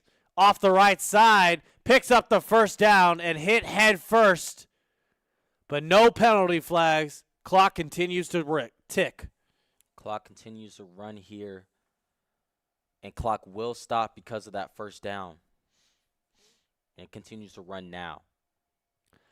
The clock will stop after every first down in college. Started to tick, then the operator stopped it. Now it's rolling again. Less than a minute and 10 seconds to go across the middle, tipped up into the air. No one around it. Unfortunate for the Rams offense, they will stay on the field, but off the hands of LaVon Brown. Dangerous play. That's the second drop we've seen so far from LaVon Brown. Broussard puts the ball on him. It's a little behind him, but if the ball hits your hands, if it hits your fingertips, as a wide receiver, those are balls that you're going to want to catch. You want to catch every single ball that is thrown for you. 2nd and 10 here for Colorado State. 1:08 remaining in the second quarter. The Rebels lead 21-10.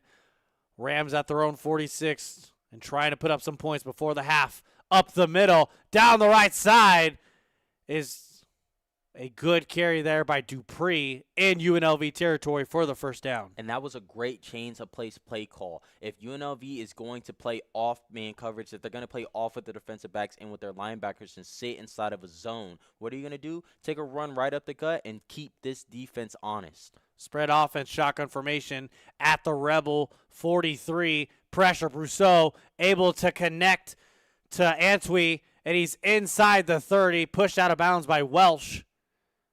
A good gain there for about 13.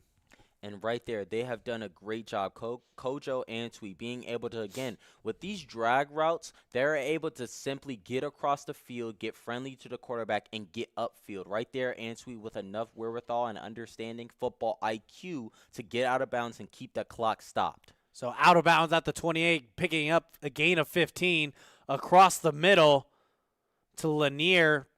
And tackled at the line of scrimmage by McDuffie, and the clock will continue to tick for a loss of 1. Another drag route, another example. Brousseau done a great job so far of finding the quick read, see what guy's open, and to give him the football immediately. But a great tackle right there by Marshall McDuffie to get him down to the ground.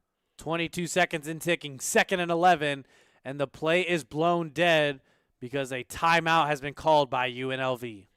And I think this is just to give the guys a breather. There's been so much no-huddle football, and Dan Mullen have seen already so far these drag routes be able to get open, and because of the guys being tired, because of them being a little bit sluggish, let's rally the troops, understand what we're going to do on this play, and try to limit this team from getting a touchdown. Let's try to hold them to 3 here with this type of field position. Well, not only to mention, this is one of the coldest games of the season that they're playing, but also, too, one of the later games in the season as well. Yes, and UNLV, they're not used to playing in the situations like this. They're used to be back home at Allegiant Stadium where you're playing indoors and everything is nice, the glitz, the glamour, the entertainment capital of the world. But they have done a great job of changing to the elements today. You see guys having to be a little bit more dressed up, not having as much swag as you want to because you don't want to freeze out there. You want to be able to keep those muscles loose. Let's see what they can do here now. 2nd 11, 21 seconds left on the clock. Colorado State still has one more timeout, but UNLV's defense wants to get off the field, hopefully surrendering 3 here. The Rebels lead 21-10. Trips right here in shotgun formation. Brousseau, pressure, brought down for a sack and a loss of 5. The defense is getting in the backfield, and Colorado State, off the sack from Rudolph, will force to be taking their 3rd and final timeout. and Paul Gunther has to be absolutely ecstatic as a defensive coordinator. When you're able to get to the quarterback with only 3 rushers and you're playing in a dime formation, which means you have more corners and nickels on the field because you do not want the other team to pass the football on you, and Rudolph being able to have the push off the edge, swim move to the inside, and get to the quarterback for a 3rd down or 2nd down stop, that's exactly what you want to see. UNLV has to be extremely ecstatic about a play like that, potentially knocking them out of field goal range or at least making it a harder field goal for Colorado State. That was Rudolph's first sack of the season, and a timely one at that. 3rd and 16 with 17 seconds remaining in the first half. The ball is spotted at the UNLV 34-yard line. So as it stands right now, if they don't get any more yardage, 41-yard field goal from there. But they can't stop the clock, so everything is going to have to be quick. If UNLV is there, they have to tackle and get them down and hope that they can run the clock out. Brousseau, shotgun formation, rolls out right. Pressure, connects, and the clock will tick. So this special teams unit will have to come out fast. 4 and 3. Are they set? Snap, fumbled. Ball's loose. Hansen looking, throws it down the field, overthrows the intended receiver, McCollum, and that's going to take us to the end of the half. A nightmare 10-second drill for the Rams, but fortunate if you're UNLV. If you're UNLV, you have absolutely got to be saying, phew, on the sideline, because right there they got away with one. And it's a lack of execution. It is poor execution, and that is going to be something that head coach Tyson Summers is going to harp on going into halftime. When you're in a situation like that, Brousseau, you have to throw the ball out of bounds to stop the clock, knowing that you do not have any timeouts. Everything has to be to the sideline or out of bounds to stop the clock. They're not able to get the punt or the kick team out on the field quick enough, and Hansen, he muffs the kick. They're able to get everything right, and because of the pressure situation, it makes Hansen be a little bit more antsy. He's not able to focus, and he doesn't have enough time to rally, corral, and get potentially 3 points on the board, and UNLV will start this second half with an 11-point lead and the football. And with that, that will take us to halftime. The Rebels 21 points, has their lead by 11, 21-10 going into half. Don't go anywhere. More action on the other side here on Rebel Sports Net.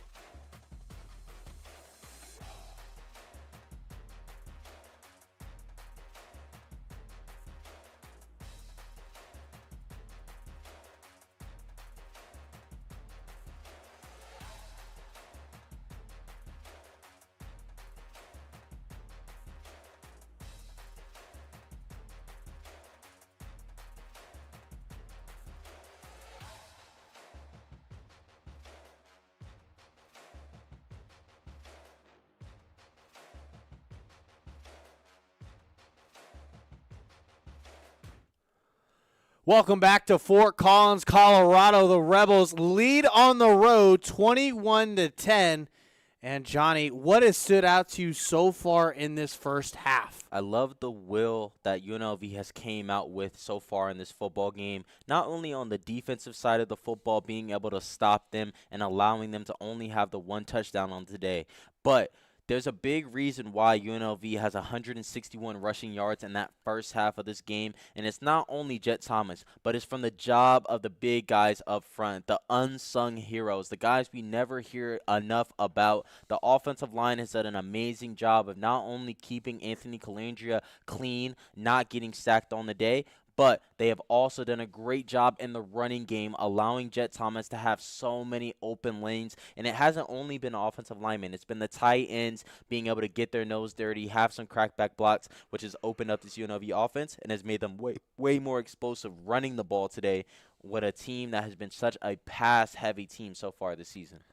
161 of those rushing yards, 121 of those is from Jet Thomas on 4 carries. One of those was a house call 59-yard touchdown. And then, of course, he had another one as well. That was a long run to set up a huge drive for the Rebels.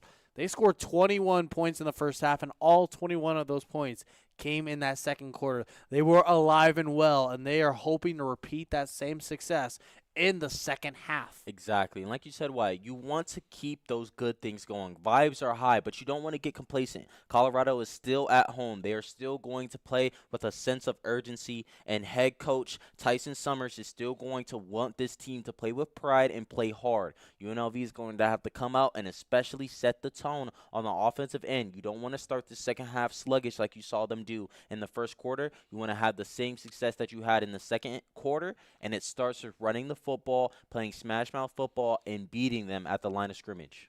Taking a look at the other side of the ball, the Rams start off really strong. First drive, 7 points on the board from Brusso to Beers, able to get something going early on, but then haven't really found that spark, find that magic to be able to move the chains and keep going down the field to put some more points up on the board. And it's all due to Paul Gunther and this UNLV defense clogging up those rushing lanes.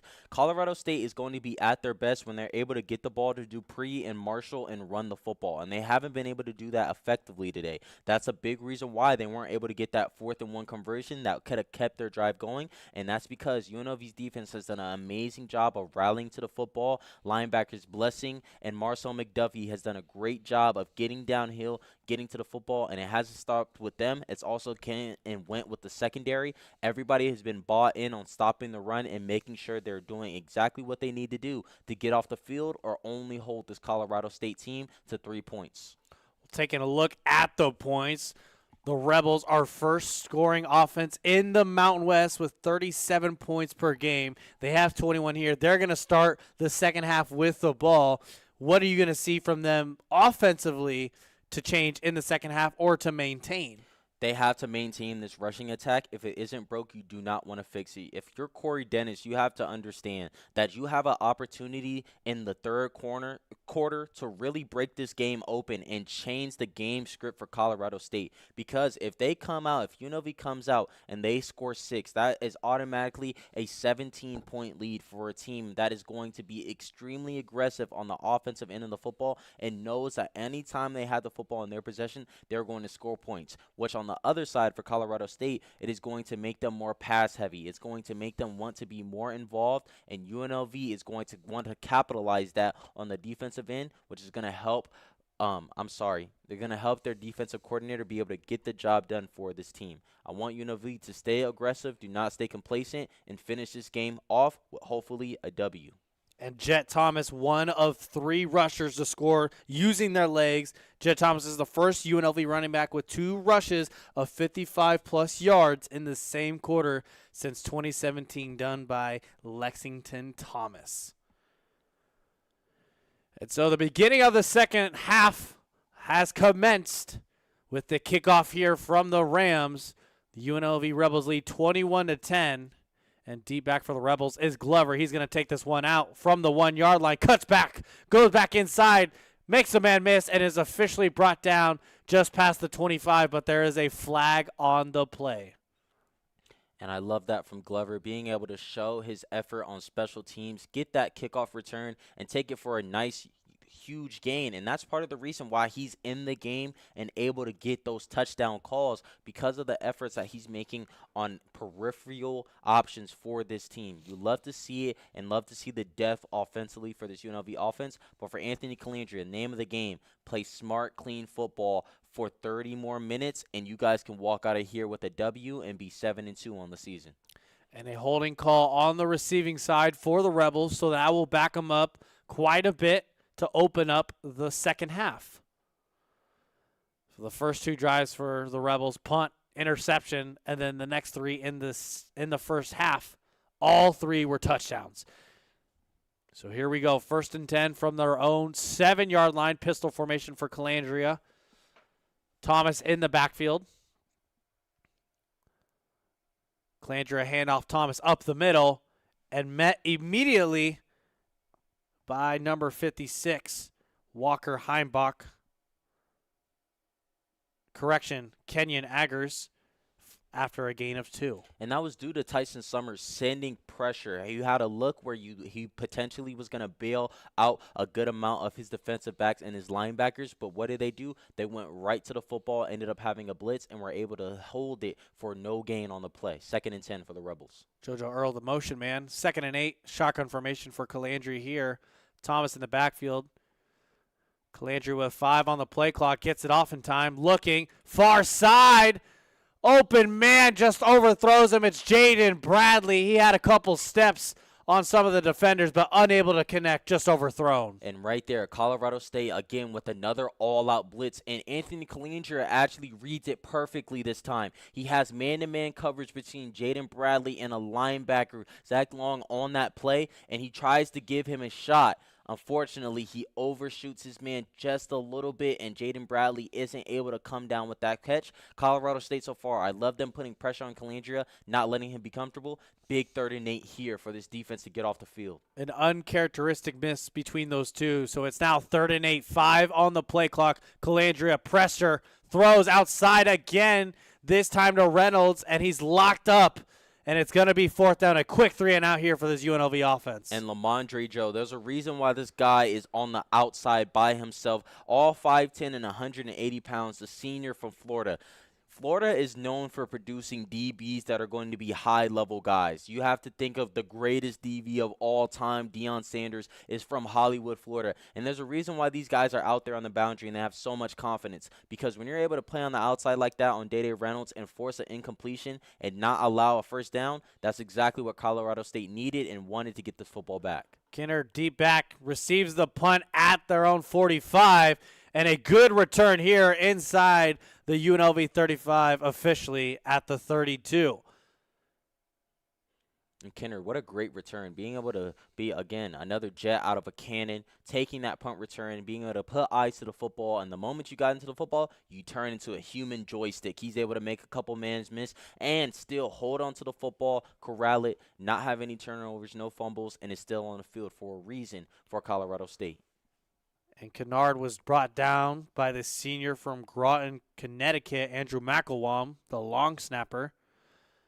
So now it's 1st and 10. Brusso, handoff to Dupree, up the middle, broken tackles, and officially brought down by a number of Rebels at the 29-yard line. And the Rebels did a great job at the point of attack, but you have to wrap up if you're a Marcel McDuffie. You have to do a better job of meeting him in the hole and getting enough secure tackle on him to get him down to the ground. You have to love Dupree's ability to stay upright, use that contact balance to pick up 4 yards on the play.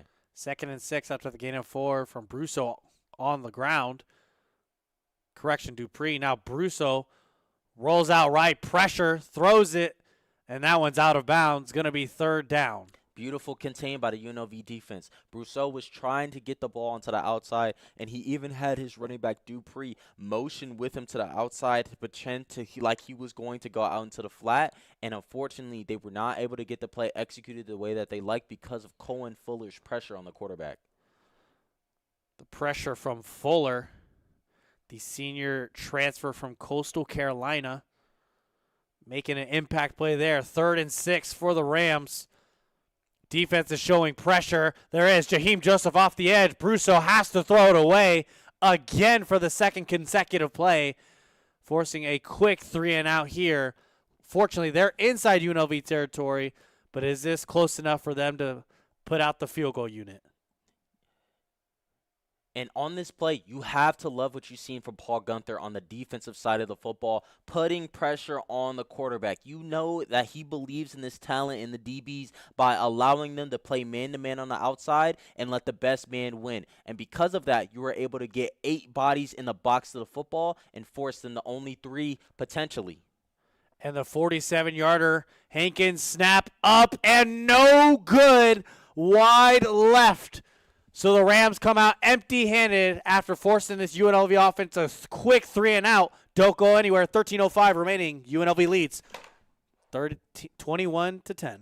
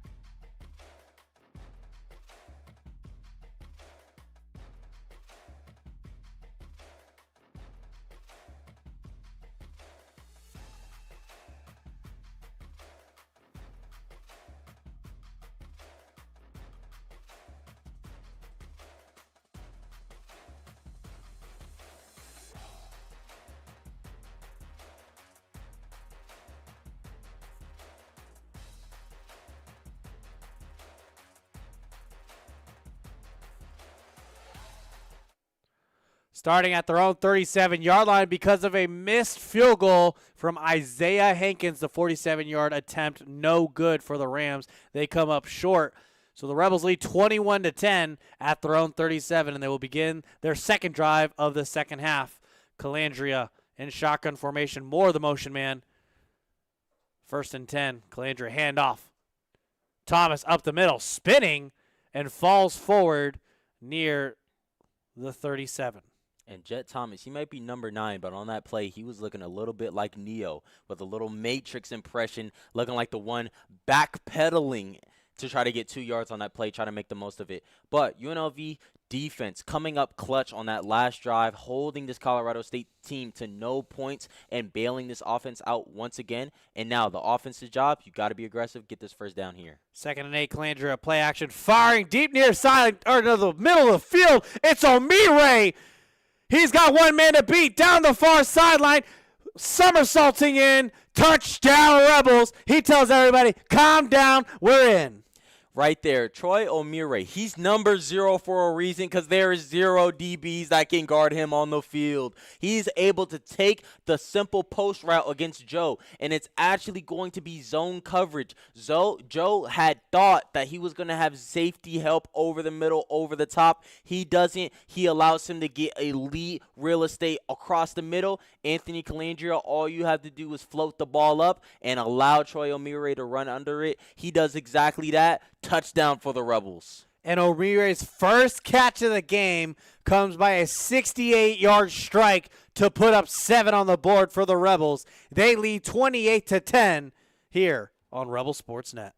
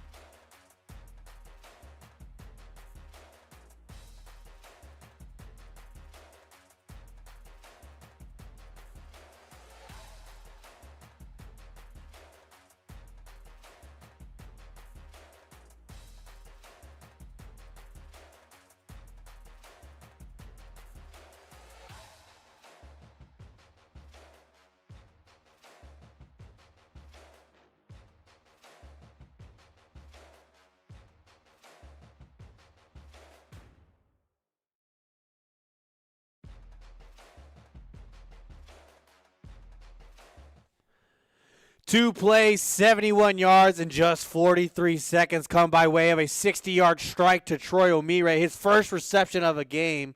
And what a catch and what a run. And that play is all by design. You have plays like this for a reason where Anthony Calandria is rolling out. It's trying to see what the pet peeves and really what the tendencies are for this Colorado defense is. Right there, they knew that Lamondre Joe was more than likely going to be the outside corner on the boundary side on that play. So what do? They throw it deep across the middle to Troy O'Meara and fake like they're going to actually throw it into the flat, and Anthony Calandria is able to execute. And right there, that's what UNLV's offense is supposed to do. If your defense is able to get a stop, you're playing complementary football by rewarding them with a touchdown and allowing them to have a little bit of a break. But these red-hot Rebels today have been able to score so fast and so quickly that they've been able to get points on the board and potentially allow this defense to play with more juice, more aggressiveness to keep this game within a good distance for them to win. Well, let's take a look at Anthony Calandria, who's been Ant-Man, the superhero, putting this team on his back all season long.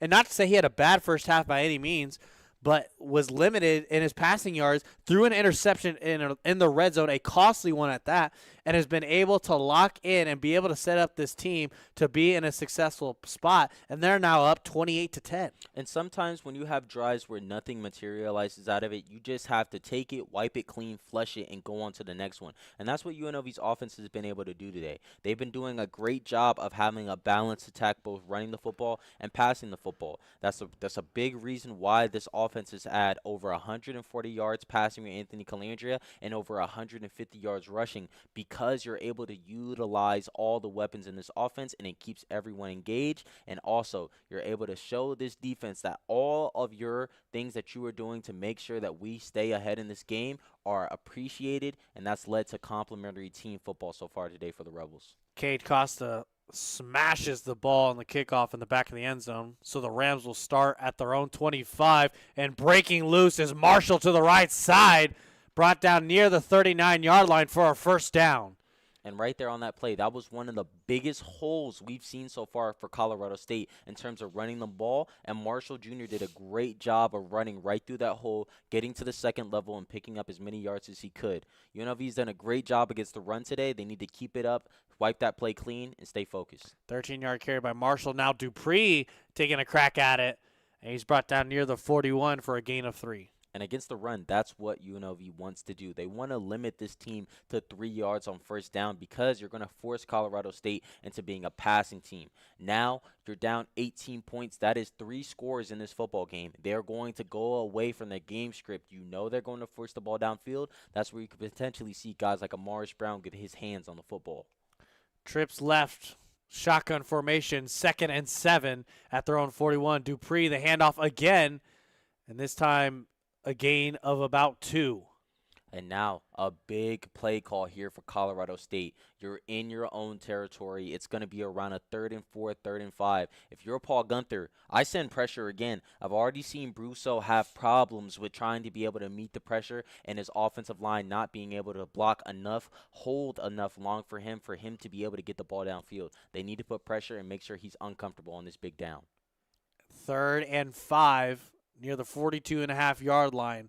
Brusso, shotgun formation, looking left, fires too far left, intended for Beers, and that's going to bring up 4th down. And again, the punting unit is coming out again, but Paul Gunther has to be absolutely pleased. He's able to have his linebackers loop around. He has his defensive tackle in Fleming being able to get to the outside, get to the middle, and put pressure on him and force the quarterback Brusso to get the ball out quick. It's inaccurate. It goes into the dirt, and UNLV's offense is going to be able to potentially extend this lead even more on the road here in Fort Collins. And great coverage there by Jaheim Joseph, the transfer from West Virginia. We haven't said his name much today, but all season we've been all over him. And the punt here by Hansen will dribble inside the 10. What a punt by one of the best punters in the nation. And it will stop the Colorado State roll at the 5. And that's where this UNLV offense will take over. 10:40 to go. Don't go anywhere. More action on the other side.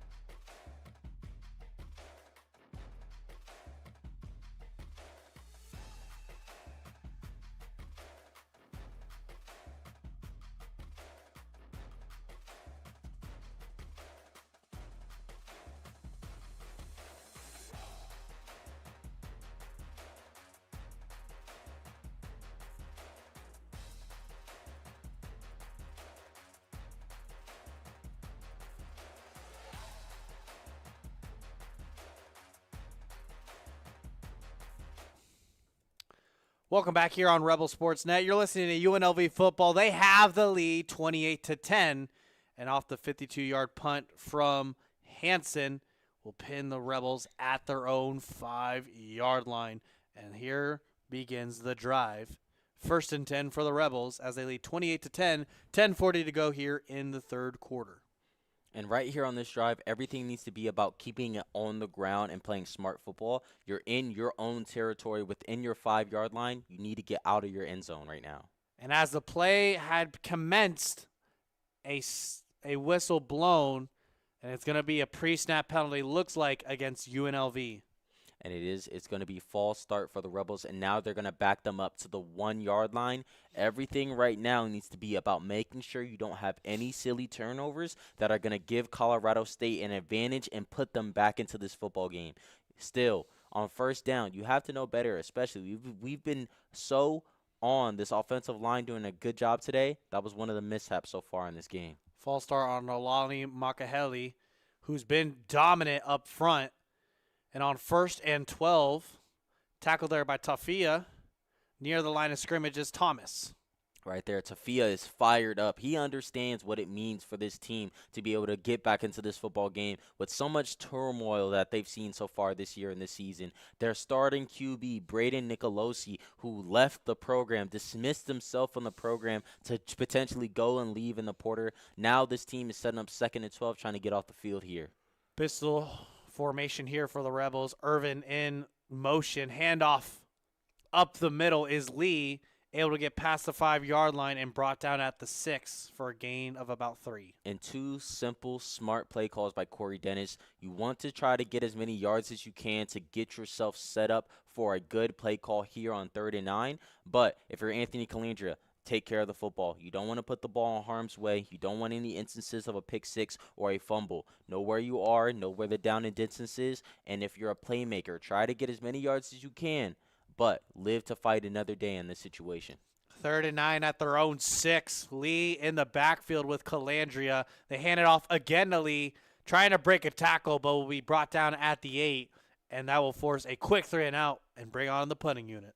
And I love that. Sometimes you have to take the L. In this situation, UNLV's team is going to have to take the L in this situation and understand that because of the great punt by Hansen on the play, they are unable to get to the field position where they would have liked to be more aggressive, and they're just going to have to play smart football. Now, UNLV is going to have to play their own special teams game, punt this ball away, and continue to play through this great defense so far today.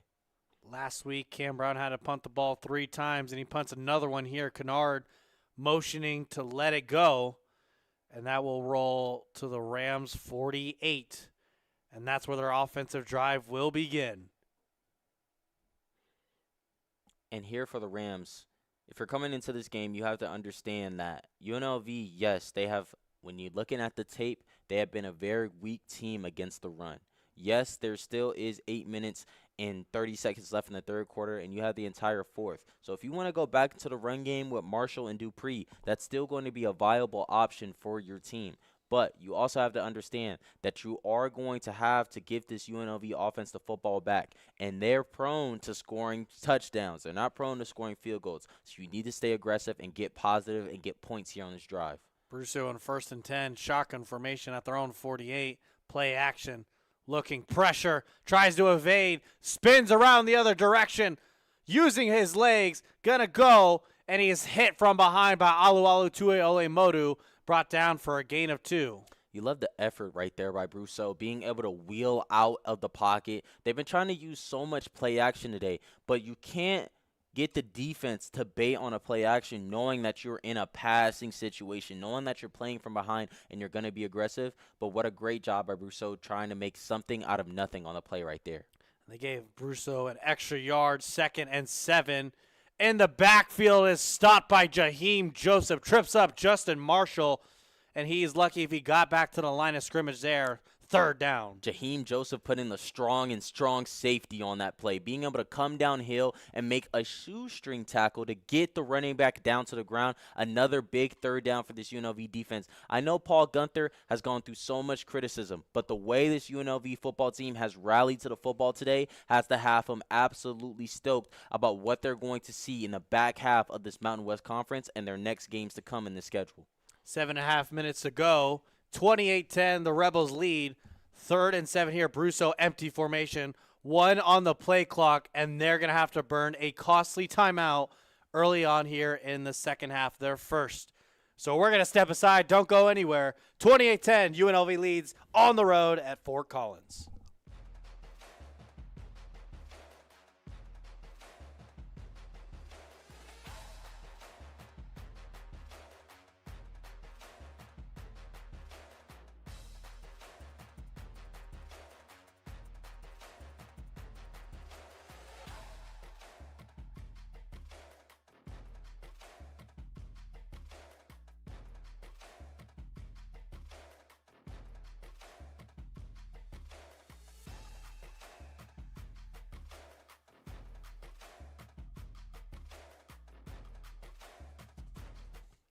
Thanks for sticking with us here on Rebel Sports Net. UNLV leads 28-10, 7:22 to go, and the Rams had to call a timeout or they're going to get called for a delay of game on a crucial 3rd and 7 here.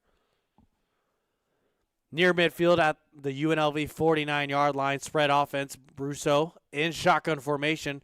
Pressure by the UNLV defense, set up screen. Caught, but short of the line to gain is Lanier. And right there, Colorado State tried to get their playmaker Lanier the ball on the outside on the wide receiver screen to catch this defense reeling. But Andrew Powdrill did a great job from that boundary corner position, rallying to the football. And once again, same field position. And there's an offside or a false start. As you were saying, partner, they were trying to rush to the line of scrimmage, and a false start by multiple Rams. They were overtly ambitious on a 4th and 1. And you see Beers there. You see their left tackle and a number of receivers just jump in the play. They got too excited to try to keep this momentum going. Back it up 5 yards. Now here comes Hansen with the punting unit. And that's a perfect example of how Colorado State so far today has been beating themselves on a big 4th and 1 call when you need it the most. You have 4 different players move on a false start penalty. Not all offsides, false start. That's my play-by. But they have done a great job so far, this UNLV defense, of maintaining and understand where the down and distances are. And because of the effort by Andrew Powdrill on the play before, they are able to get off the field and give this high potent offense the football back. And the punt by Hansen that looked like I punted it with my left foot rolls perfectly with the Colorado State roll to the 10-yard line. And that's where the UNLV offense will begin here on the other side.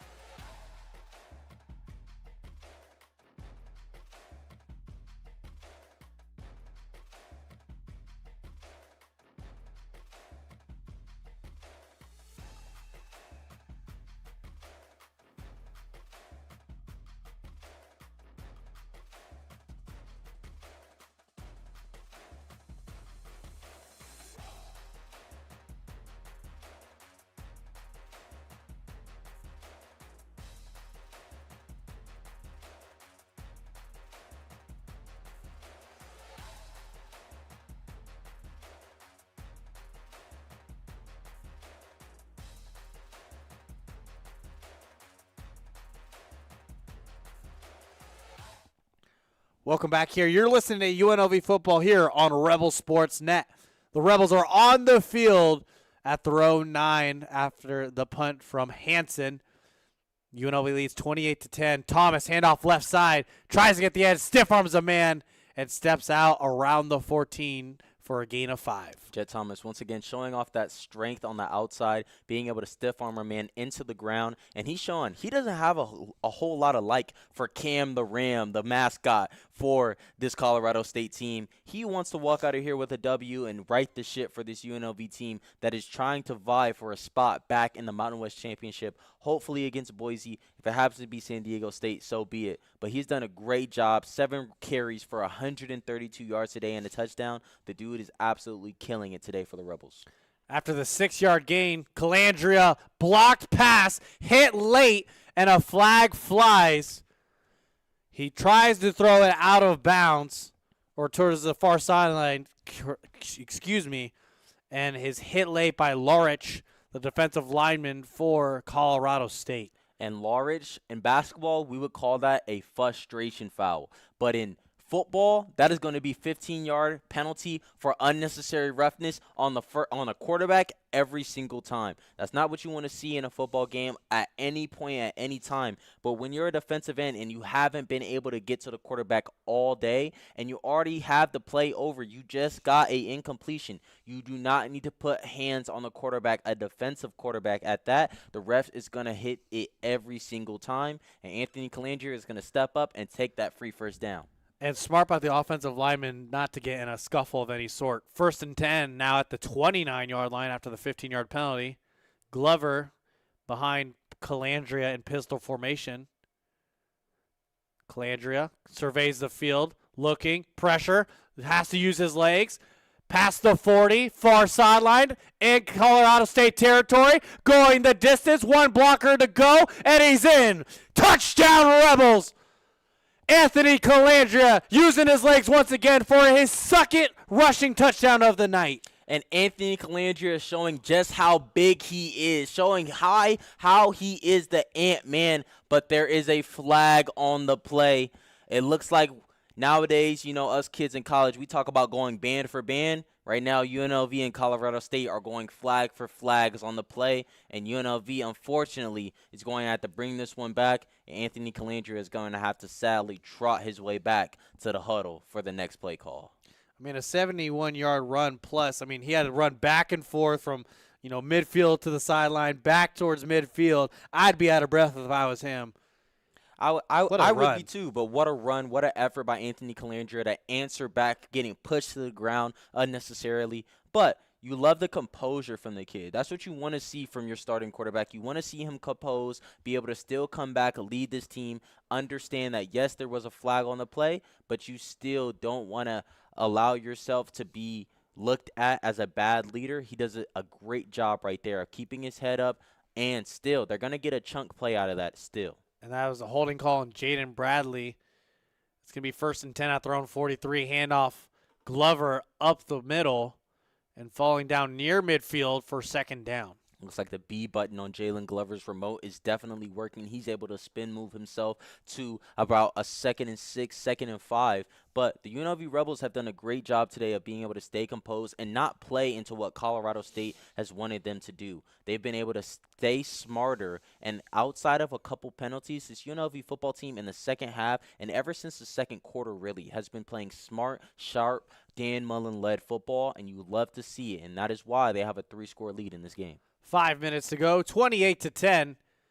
Glover, left side, cuts back in, bouncing around, and falls down at the 44 for a 1st down.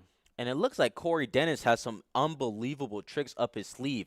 Jalen Glover actually takes the snap under center, and he's able to go, make a man miss, and get enough for the 1st down on that play. You love the wrinkle from Corey Dennis, trying to make sure this defense stays on their toes and keeps them guessing as well.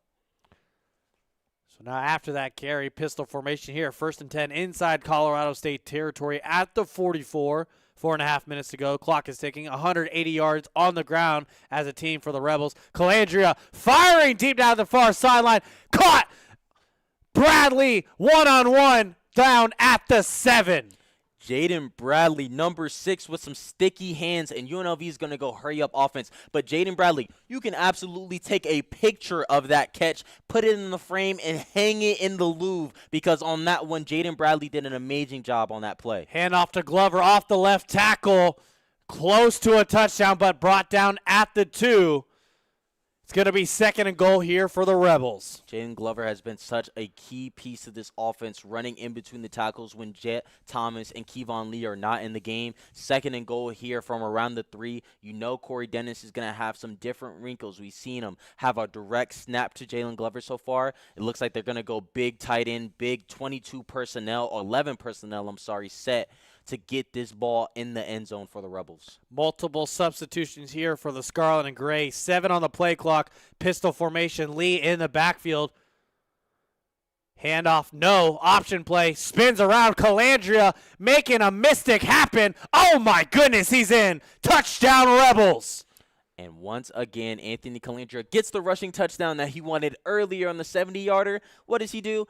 I'm going to get it with my arm and then finish it off with my legs. The dude had the play designed. It was a read option to the outside going right. The defense stuffs it. Colorado State did a great job of setting the edge. So what does Anthony Calandria do? He says, you know what? I'm going to use my Tesla and I'm going to reverse it. I'm going to get to the outside, get to the left, and get back into the end zone. And UNLV is back on the board once again for 6 to push this lead to potentially 25 points here. Anthony Calandria with his 2nd rushing touchdown of the night. And the Rebels lead 35-30 with 3:11 remaining in the 3rd quarter. More action on the other side here on Rebel Sports Net.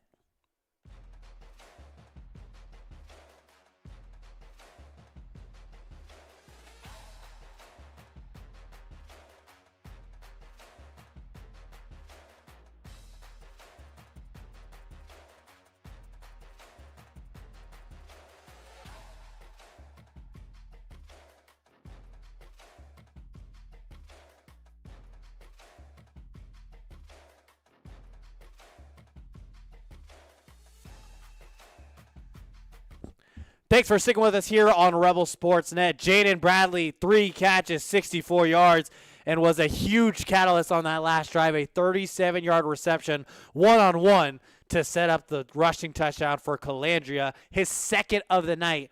And UNLV leads 35-10 on the road at Colorado State. And that 37-yard strike speaks to the chemistry that Jaden Bradley and Anthony Calandria have been able to have so far this season.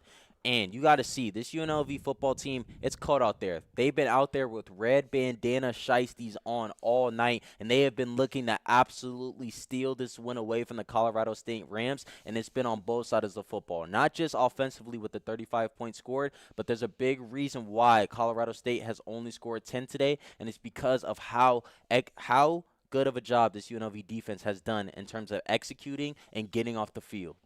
I was waiting for you to mention about them bandanas and the shiesties. Dude, those guys, those West Coast guys, man, there's something about those shiesties, and especially when you're out in the cold, that's exactly what the shiesty is for. You want to be able to stay composed, stay warm when you're out there, and the Red Hot Rebels have been able to do that. They're riding the ship today and look to finish and end this game off 7-2. So here we go, 35-10. The Rams coming out onto the field, 3:11 to go here in the 3rd quarter. The umpire stopping a potential snap, waiting for substitutions and players to get set. Now here we go with 10 seconds on the play clock. Brousseau, shotgun formation. Gets a snap with 5 on the play clock. Looking, pressure has to be forced out left. And a sack from behind by Adelea. A loss of 2. And Brousseau holding on to his left leg and down. And Adelea, what a effort. You have Brousseau coming out, and he's trying to scramble to the left side. Adelea comes from the defensive end spot on the opposite side of the field, tracks him down for the shoestring tackle, and makes sure that the quarterback does not get any other yards, and it actually ends up being a 1-yard sack on the play.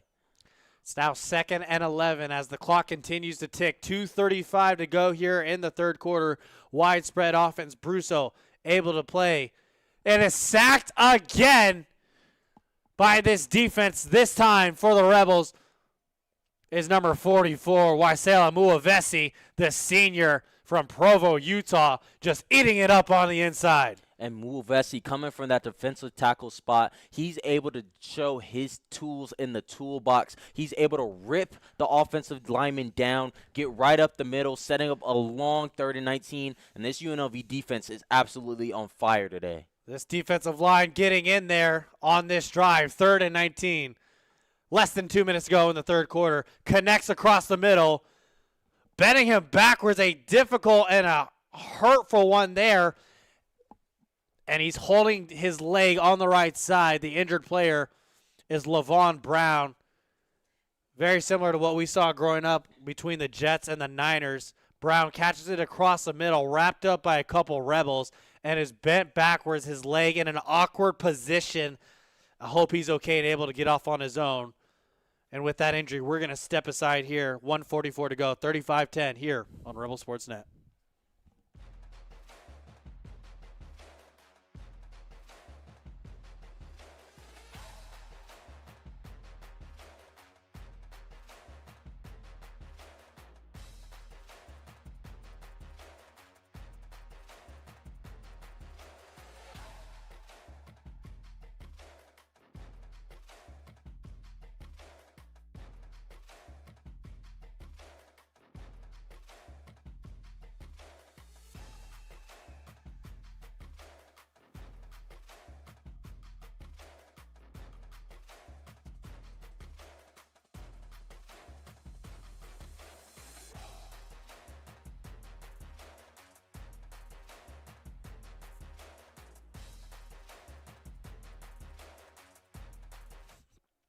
Fortunately, Brown was able to get off on his own. Good to see the young kid there being able to get up after what looked like a dangerous injury. Definitely not a situation you want to be in. And now a timeout by UNLV as soon as we rejoin. So we'll stay here. 1:40 to go, 4th and 5. And the Rebels burn their first timeout of the second half. And so far in the second half, it's been all UNLV. UNLV's done an incredible job of getting after the quarterback and making sure that Brousseau is not comfortable back there in the pocket. But kudos to both the offense and the defense being able to play complementary football today. That is the name of the game for this team, to get back into the win column. And you have to know that UNLV, yes, they went through 3 bye weeks. There was a lot of things that they had to go over for this team, and they have done so far today in being able to plug up a lot of the holes that we've seen from this team. If this team wants to be a force to be reckoned with in the Mountain West, they're going to continue to have to play this style of football. They're going to have some tests. They're going to play a very hard-nosed Hawaii football team that has been in a lot of shootouts. But if they can play like they've played defensively today against teams like this, they can go up against anybody in the Mountain West Conference and have a fair shot to win against anyone. And here we go on 4th and 5. Hansen punting the ball deep into Rebel territory. Irvin back at the 22. Cuts outside, makes a man miss, and will step out of bounds near the 31 with 1:32 to go. Good effort right there on that punt return by Irvin, just to be twitchy. There's a reason why they have those guys back there on punt return or kickoff return. You're not just being a speedy guy, but when you're able to move east and west and north and south so efficiently, there's a reason why you're going to be out there, and they're going to call on you to make plays when you're needed to for a punt return. So the ball will be spotted at the Rebel 30-yard line. They lead 35-10. And this is one game that you want to be able to chew the clock and get out of this game healthy. 1st and 10, handoff up the middle is Lee, and he's met by a number of Rams and will be stuffed at the 31 after a gain of 1. And you absolutely took the words right out of my mouth, Wyatt. You want to leave this game and not have anybody on IR, injured reserve. You want to make sure that your team stays healthy. You know that you're going to have to go through a lot of games. You know that you still have a lot of tough sledding left to go on this season, but making sure that you run this clock out, you take this win, you still understand that this Colorado State team is a good team. They are going through adjustments, they are going through changes, but they are still a very tough team at home. 220 yards on the ground so far through 3 quarters here, less than a minute to go. Kevon Lee in the flat, catches this one from Calandria, fighting his way for a first down and pushed out of bounds near the 43-yard line before throwing a man into this dirt. And Kevon Lee and Troy O'Meara dapped each other up right there on that play, because he knows he doesn't get that first down if Troy O'Meara doesn't block out there for his brother. Troy O'Meara on the outside, who got that big touchdown earlier in this football game, being able to show why he was getting those looks. When you're an outside receiver and you're blocking like that, that is what the coaching staff loves, and they're going to give you more opportunities to shine because of it. Coy Moore in motion. 17 on the game clock, and a snap is halted because of a whistle, and it's going to be a false start on the offense. And it looks like it's going to be on the outside here with number 6, Jaden Bradley, just not being set on that play. And again, something that's just to clean up. It's been all UNLV so far in this game, but still there are teaching moments, and that's why you see Dan Mullen on the sideline still getting into Jaden Bradley. He's gonna have to take that with a grain of salt and understand that plays like that are what's gonna make him a better player. It's a teach tape opportunity and something that you have to know. No matter how much you are up in the game, you still want to build good habits. That's what we've seen with Nick Saban during his days at Alabama. You don't ever want to get complacent. You want to continue to get better and build good habits. 45 minutes down, 15 to go, and the Rebels lead big, 35-10. More action on the other side here on Rebel Sports Net.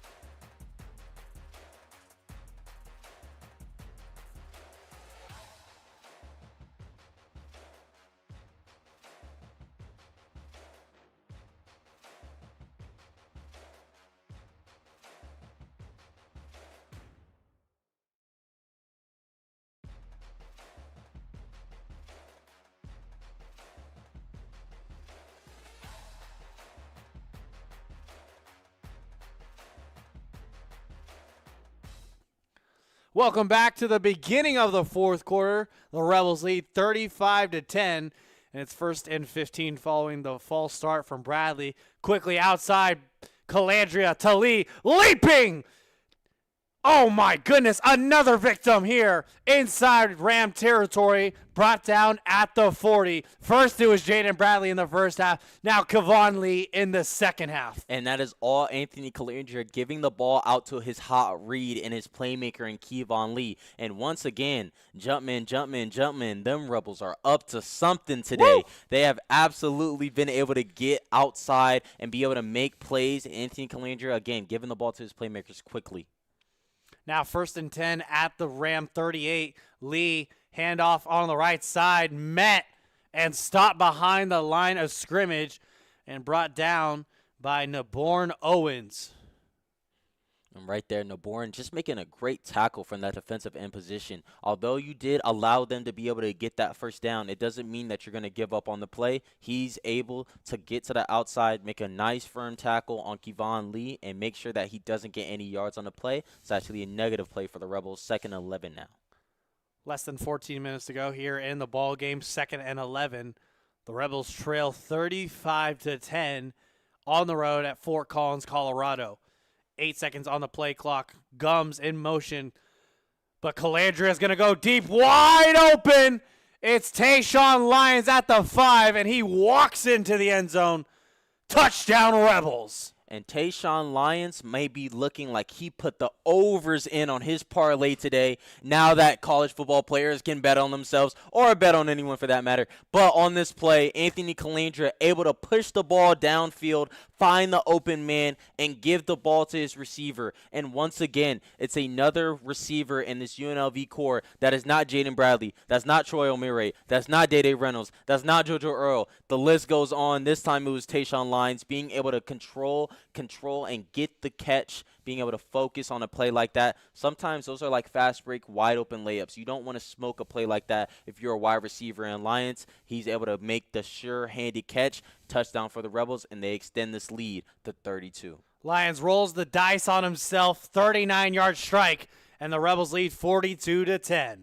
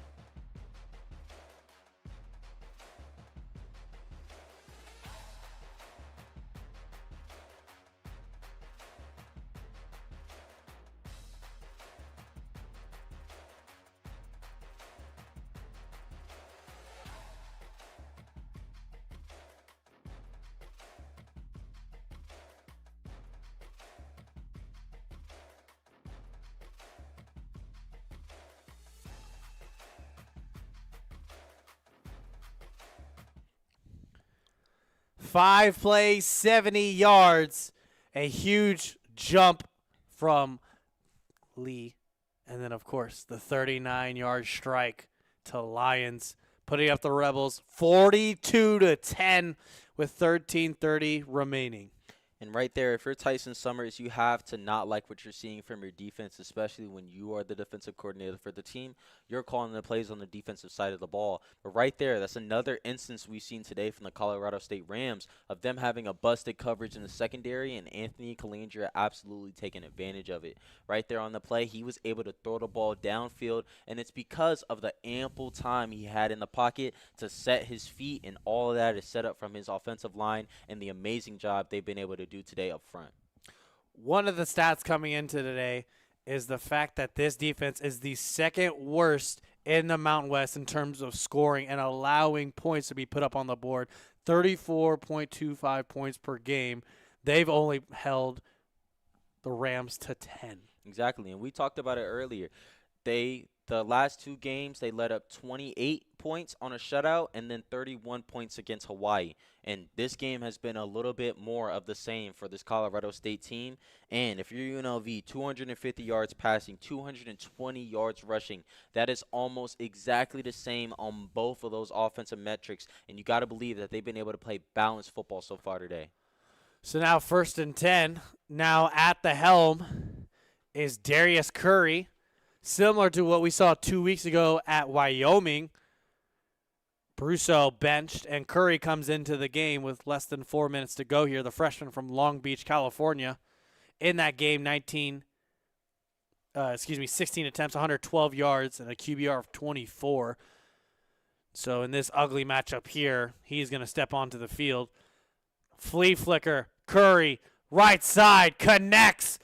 Oh, what a move there by Marshall. He cuts back inside, making men miss left and right, and he's brought down near midfield for the first down. Marshall showing his twitchiness, but how about Curry, the freshman, coming into this game, sitting down? You have to be thinking, he's sitting with his hands in his hand warmer, ice cold, waiting for this opportunity. He's able to come into the game, second play call of the game, and he throws a flea flicker and is able to put the ball right on the money for his quarterback. I like this kid. He has a lot of game, 5'10", 185 pounds, but he plays so much bigger than that. First play in for the game, 27 yards. Hit as he throws, almost intercepted. Quandarius Keys at the 30-yard line screaming at himself. He wanted that one bad.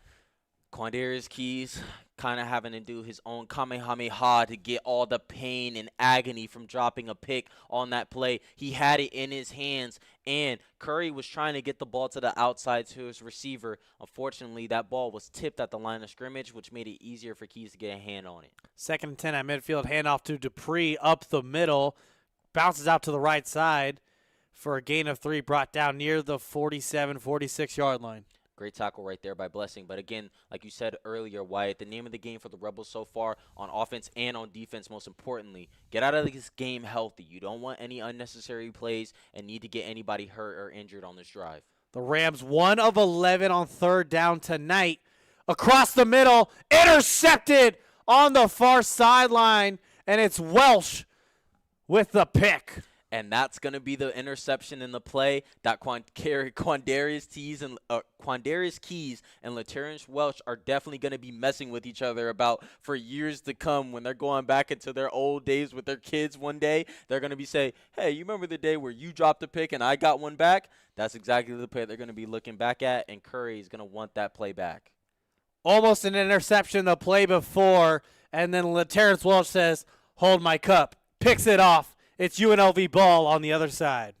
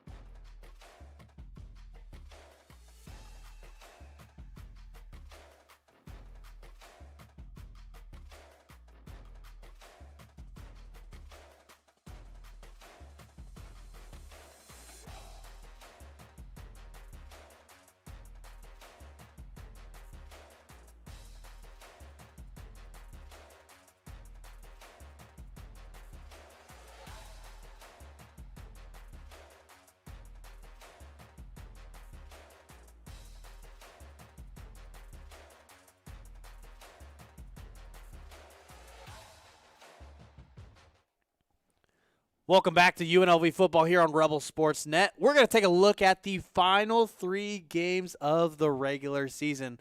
The Rebels are going to come back home for 2 games in a row. First on the 15th against Utah State. Kickoffs at 4 p.m. for Military Appreciation Night, and, of course, the healthcare workers as well.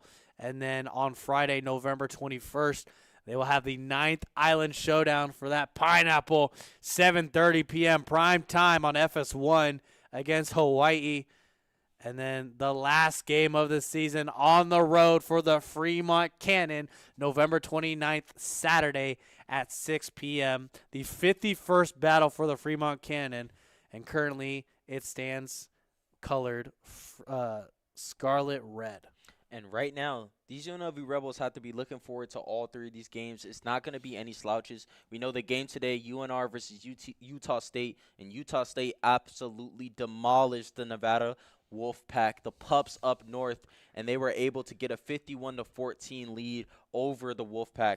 But Hawaii is the name of the game for UNLV. This has to be a game that they have to have circled on their matchup because Micah Alejado, the Bishop Gorman product, is going to want to come back home and sling it with that left hand all night long for the Rainbow Warriors. So now 1st and 10 for the Rebels at their own 27, and coming into the game is Cameron Friel, the senior from Kahului, Hawaii, the former Mountain West Freshman of the Year in 2021. He had 10 career starts that year, and he is the 8th Freshman of the Year winner for UNLV.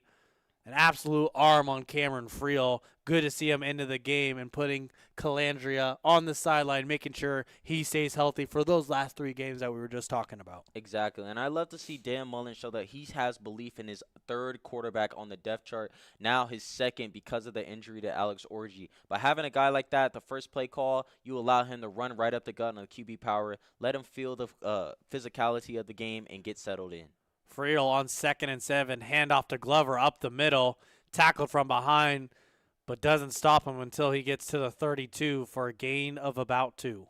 It looks like right now every player that is in on the field for UNLV is going to be for the 2nd and 3rd team offense. Again, like you said, Wyatt, you want to get these guys back home, back on the plane, healthy, no injuries. But there's still a lot to learn in this game. You still have 10 minutes of football, and anything could happen on any given Saturday. Any injuries could happen. You want these guys to be able to make a good, solid drive out of this, not just have this game and be able to let the clock run down, yada, yada, yada. You want to be able to get something positive out of this and have some good teach tape for the rest of the players as well. 42-10, 3rd and 4. Friel drops back, looking, gonna use his legs to the right side, fighting for the first down, and diving effort. He does so near the 38-yard line.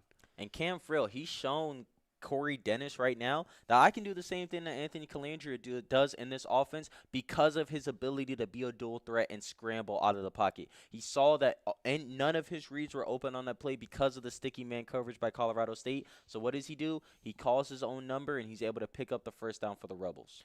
10 minutes to go in this ball game. The Rebels lead by 32. 1st and 10 at the 39. Friel in shotgun formation. 5 on the play clock. Handoff, Glover.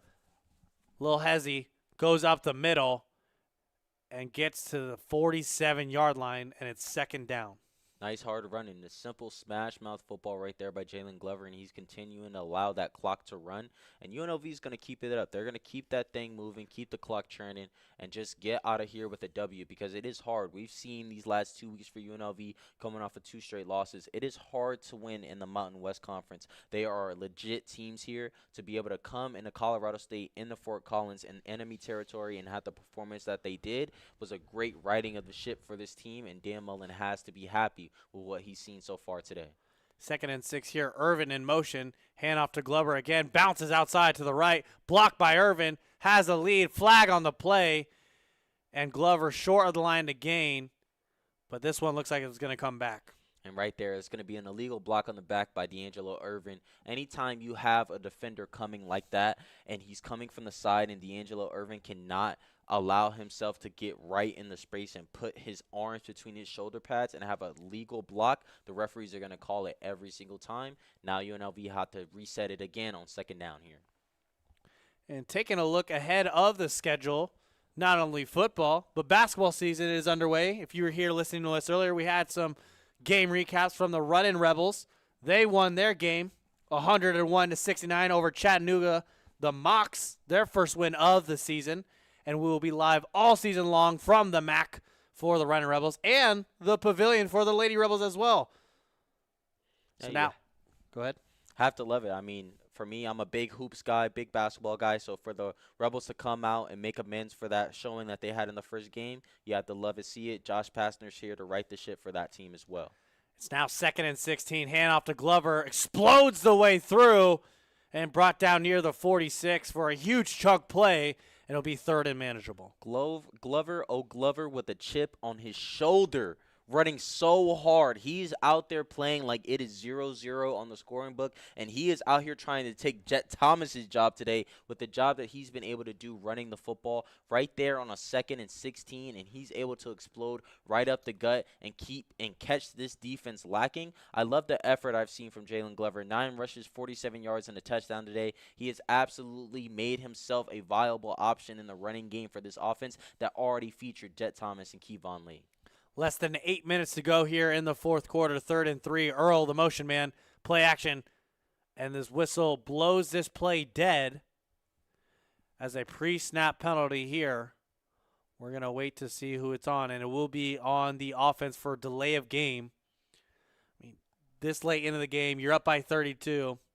I'm not going to lie. If I'm a UNLV Rebel, I'm trying to get one of the interns or somebody, hey, can you go up to the concession stand, give me a hot dog or something? I'm pretty hungry right now. I think you're projecting a little bit here, Wyatt, but we have to understand that this UNLV football team probably is. You see guys, they got the Gatorade, they got their endorsement deals and all that.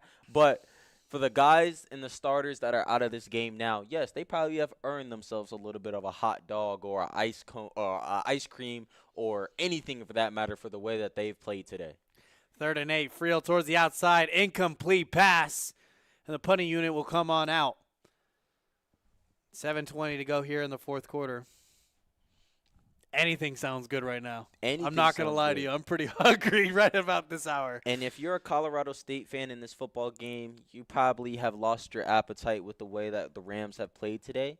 But you have to understand that it's the start of something new for this team. Things take a long time to change in a program, and especially for a head coach that you have in Tyson Summers, who, under the tutelage of Dan Mullen, he's going to be a good coach. He's going to have to take his time to get his staff together, get the guys that he wants in terms of his football team and the players that he needs to win games. But with this last 7 minutes and 11 seconds, I want to see them get Darius Curry in actions and in the plays that are going to be good for him to work on, because he could potentially be your signal caller for the foreseeable future if you're not liking what you're seeing from Brousseau. More UNLV football action on the other side. Don't go anywhere.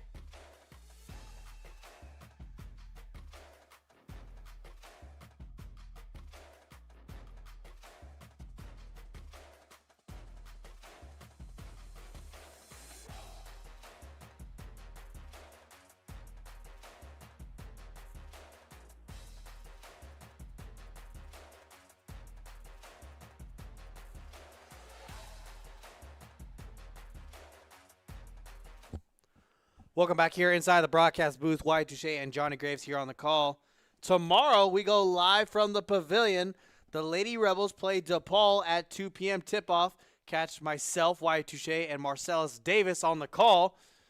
And now back to the football action. 7 minutes to go. It's now second down for the Rams. Caught there by Beers for a gain of 3, correction. And it's 2nd and 7. And right there, they're going hurry-up offense. They're trying to make the most out of this drive right here for Colorado State. Curry, play action. Quick throw, screen, near sideline, and blown up on the play by Brown after a gain of 1. Looked like Justin Floma's got his chain stolen or something like that, like a keep to lead Michael Crabtree, the way he motioned at his neck. Exactly. And right now in this football game, you don't want tensions getting too high. Obviously, guys are going to be playing very prideful out there. They're at home. They're having a 32-point deficit right now. Play smart football. Walk out of here, play the way that you've been taught to play, the way that you've been coached to play, and get out of here clean with no fouls, no penalties, no suspensions, anything like that. 1 for 12 on 3rd down. It's 3rd and 6 at their own 22-yard line. 5 seconds on the play clock for the Rams. Curry rolls out left, fires far sideline. Caught but short of the line to gain. Tackled by Brown. Caught by McIntyre. Right there, Amaris Brown with perfect teach tape. There's a reason why scouts are out to see Amaris Brown in the building wherever he goes because of what he can do at that press nickelback position. When you're playing in the nickel, you're not on the line of scrimmage. You're playing 5 yards off every time with high-level athletes running straight at you. 4th and 1, 5:35 remaining in this game. In the backfield is Avanta. Handoff, tripped up near the line of scrimmage. Did he get enough for the first down?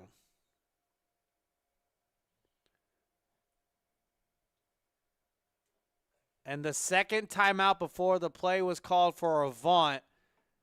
So it will remain 4th and 1. Second timeout by the Rebels in the second half. And you got to believe that's just another instance where Dan Mullen probably is looking across the sideline at Tyson Summers like, what do you really want to do? Do you want to really call this 4th and 1 for this team? Or do you want to get out this game and make sure that none of your guys are hurt and we can both go home, chop it up after the game, and see where we're going from then on? But you have to love the job that this team has been able to have so far today, be able to come from back-to-back straight losses and not have a letdown in this game on the road in a hostile environment and play the way that they did. Now, for UNLV, everything's going to have to be about continuing to target their weaknesses. A lot of the weaknesses we've seen from this team offensively, and when it comes to being able to start these games, they start a little slow. They start sluggish. If they want to start the right way and start with a lead, it's going to help this team leaps and bounds with what they want to do. So Brian Hansen will come out onto the field, the redshirt junior from Colleyville, Texas. He will punt this one from his own 17 all the way back near the 26 is where the Rebels will start. And right here, JoJo Earl being able to take that punt, subbed in for D'Angelo Irvin on the punt team, and he did another great job. He didn't let the ball get across his face, cross his eyes, being able to take that punt in. And right now, the Rebels could realistically go into victory formation with 5:19 left in this football game. But, you know, Dan Mullen probably wants to see a little bit of what he can do out of Cam Friel, but they also have to play with a sense of just respect for their opponent in this football game. Obviously, we talked about Summers and Dan Mullen and the relationship that they have and understanding who they are and knowing each other. But there's still a good amount of football left to play in this game. Let's see what UNLV can do to get this down to the 2-minute warning and then run this ball out and get out of Fort Collins with a win. And a flag thrown by the referee here. Not quite sure what the penalty is. It'll be on the offense. An illegal substitution call. And this will back up this opening drive. When you take a look at this game, 5:19, not much you can gather in terms of what you're looking at for this game to try to win. You know you're up 32. It's safe to say this game is practically over. You're just waiting to drain this clock. But there's a lot that can be done here to work out the kinks of this offense and be able to apply for the next 3 games and potentially into the postseason as well. Exactly, Wyatt. And there's a lot of things that you can get taught and plays that you can get out of a situation and game like this. Glover with a huge run there for a gain of 12 to the left side. and it'll be second and short distance here for the Rebels. And that's a perfect example. Jalen Glover is the third running back in the depth chart, yes, but he's still going to need to be a viable part of this team. And when you're able to get guys like this that are still having eligibility and are still going to be a part of this team, you want to have them get those reps regardless of the time, regardless of the score. They're going to want to have these reps to be able to make sure that they know what it feels like to be in a football game of this magnitude. No matter the down distance time score, you want them comfortable and familiar with the football game as well. 2nd and 3 here for the Rebels. Handoff Glover up the middle, bounces outside, has the lane, cuts back in, keeps on going, has not been brought down. Stiff arm out of bounds inside Colorado State territory.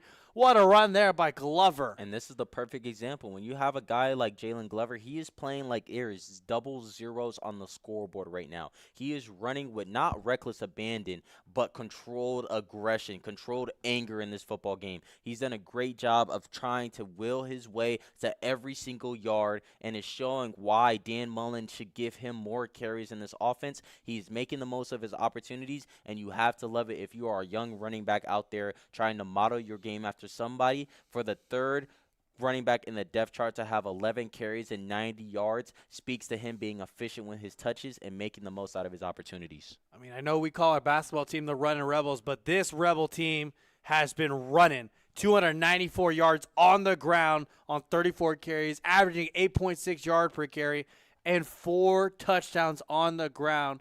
Absolutely unstoppable display from this entire offensive unit as a whole. And it's unbelievable. It's unbelievable the effort that this offensive line has been able to have so far this season, and especially on today's game. They have done a great job of moving and pushing the line of scrimmage and imposing their will on the defensive line of Colorado State. And when you're doing that, it breaks the team's confidence. It makes them believe that they truly cannot win this game, and it tires them out even more. 2nd and 10 now after an incomplete pass from Friel. Glover swallowed up at the line of scrimmage. Correction, that's Lee. And it'll be 3rd and long for the Rebels inside Colorado State territory. And we'll see what Dan Mullen calls here on this 3rd and 10 play. I feel like with Cam Friel, a lot of the routes that you're going to see on this 3rd down is going to be timing routes. He's going to be trying to find his hot read. If his hot read isn't open, he'll take the simple check down. And then UNLV will more than likely punt the ball if they do not pick up this 1st down.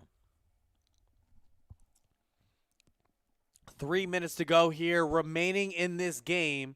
Scores 42-10, 3rd and 10. Handoff, Lee off the right side, has a lane, picks up the 1st down, breaks a couple tackles, keeps on going, and is brought down at the 19. And Kevon Lee said, hold up, Jalen Glover. I know you're on my heels, buddy, but let me get a bit of the party too.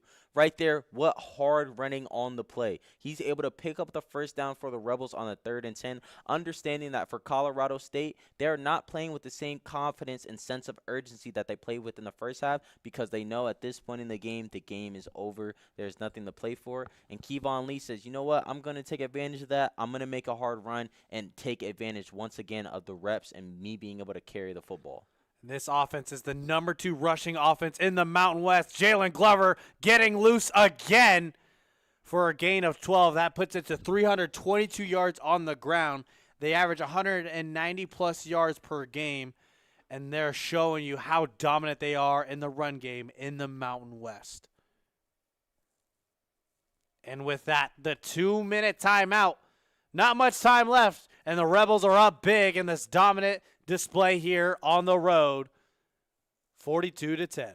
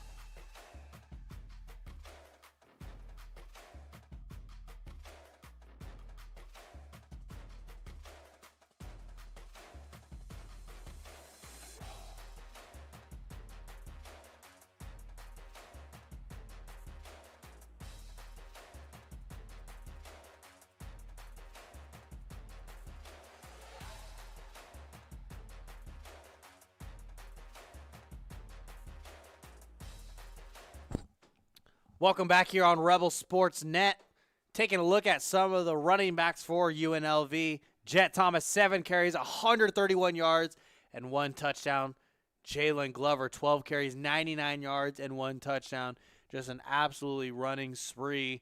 Fresh out the 2-minute timeout, 2nd and 1 at the 10-yard line. Friel, handoff up the middle, breaking a tackle but unable to get anywhere for the Rebels. Near the line of scrimmage, 3rd down. And right there, UNLV trying to pick up that first down. You understand that they do have their subs in, and it's going to be number 25, Roderick Ray, the senior from Raleigh, North Carolina. North Carolina's own, North Carolina's forward. We got a Carolina boy out here. That.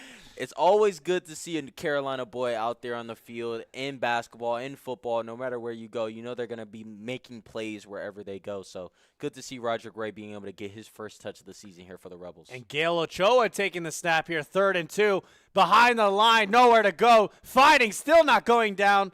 And another loss of 2, making it 4th down as Ochoa with the keeper for a loss. And right there, you have Ochoa, now the 3rd-string quarterback, trying to get in the game. And it looks like UNLV is just going to take these 3 points and walk out of here with the W.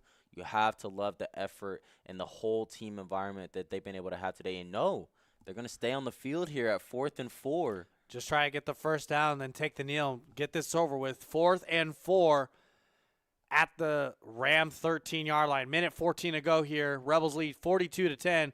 Keeper by Friel. Making his way, picks up the first down, and just asserting his will and dominance. And this clock will continue to tick. Less than a minute to go, and that shows you exactly what has been going on in this game. Opportunity has come, and the Rebels have taken advantage of it. Wyatt, growing up, did you ever watch Happy Feet 2? Yep. You know Will and Bill the Krill?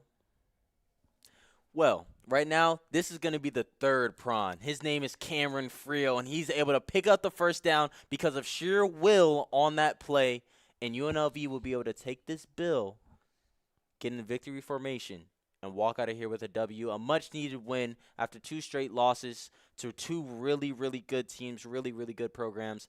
But now, Anthony Calandria, Jet Thomas, and the rest of this team will be able to walk out of Fort Collins with their first road win at Colorado State since 2002. I'm not going to lie. It sounded like a Dr. Seuss book there, and I'm glad it's the end of the game.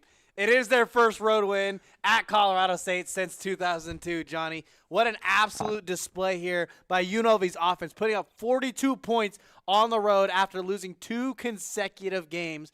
And, of course, you got to look at Anthony Calandria. 15 of 22, 251 yards, 2 touchdowns through the air, and 2 touchdowns on the ground. 4 total for the Ant-Man, playing ill like he was last week. Exactly, playing absolutely phenomenal. Like you said, playing ill. You could see that he wiped that sickness clean, or maybe it's still with him, because right now today on the football field, he was absolutely sick and was able to use that dual threat ability, give the ball to his playmakers. We've seen multiple hurdles in this game. It was all UNLV second quarter on, and you have to know that the Rebels did exactly what they needed to do to right the ship. Now, they have 3 straight games to finish off the season. They have to be riding high, but again, everything is about learning, getting better, not staying complacent.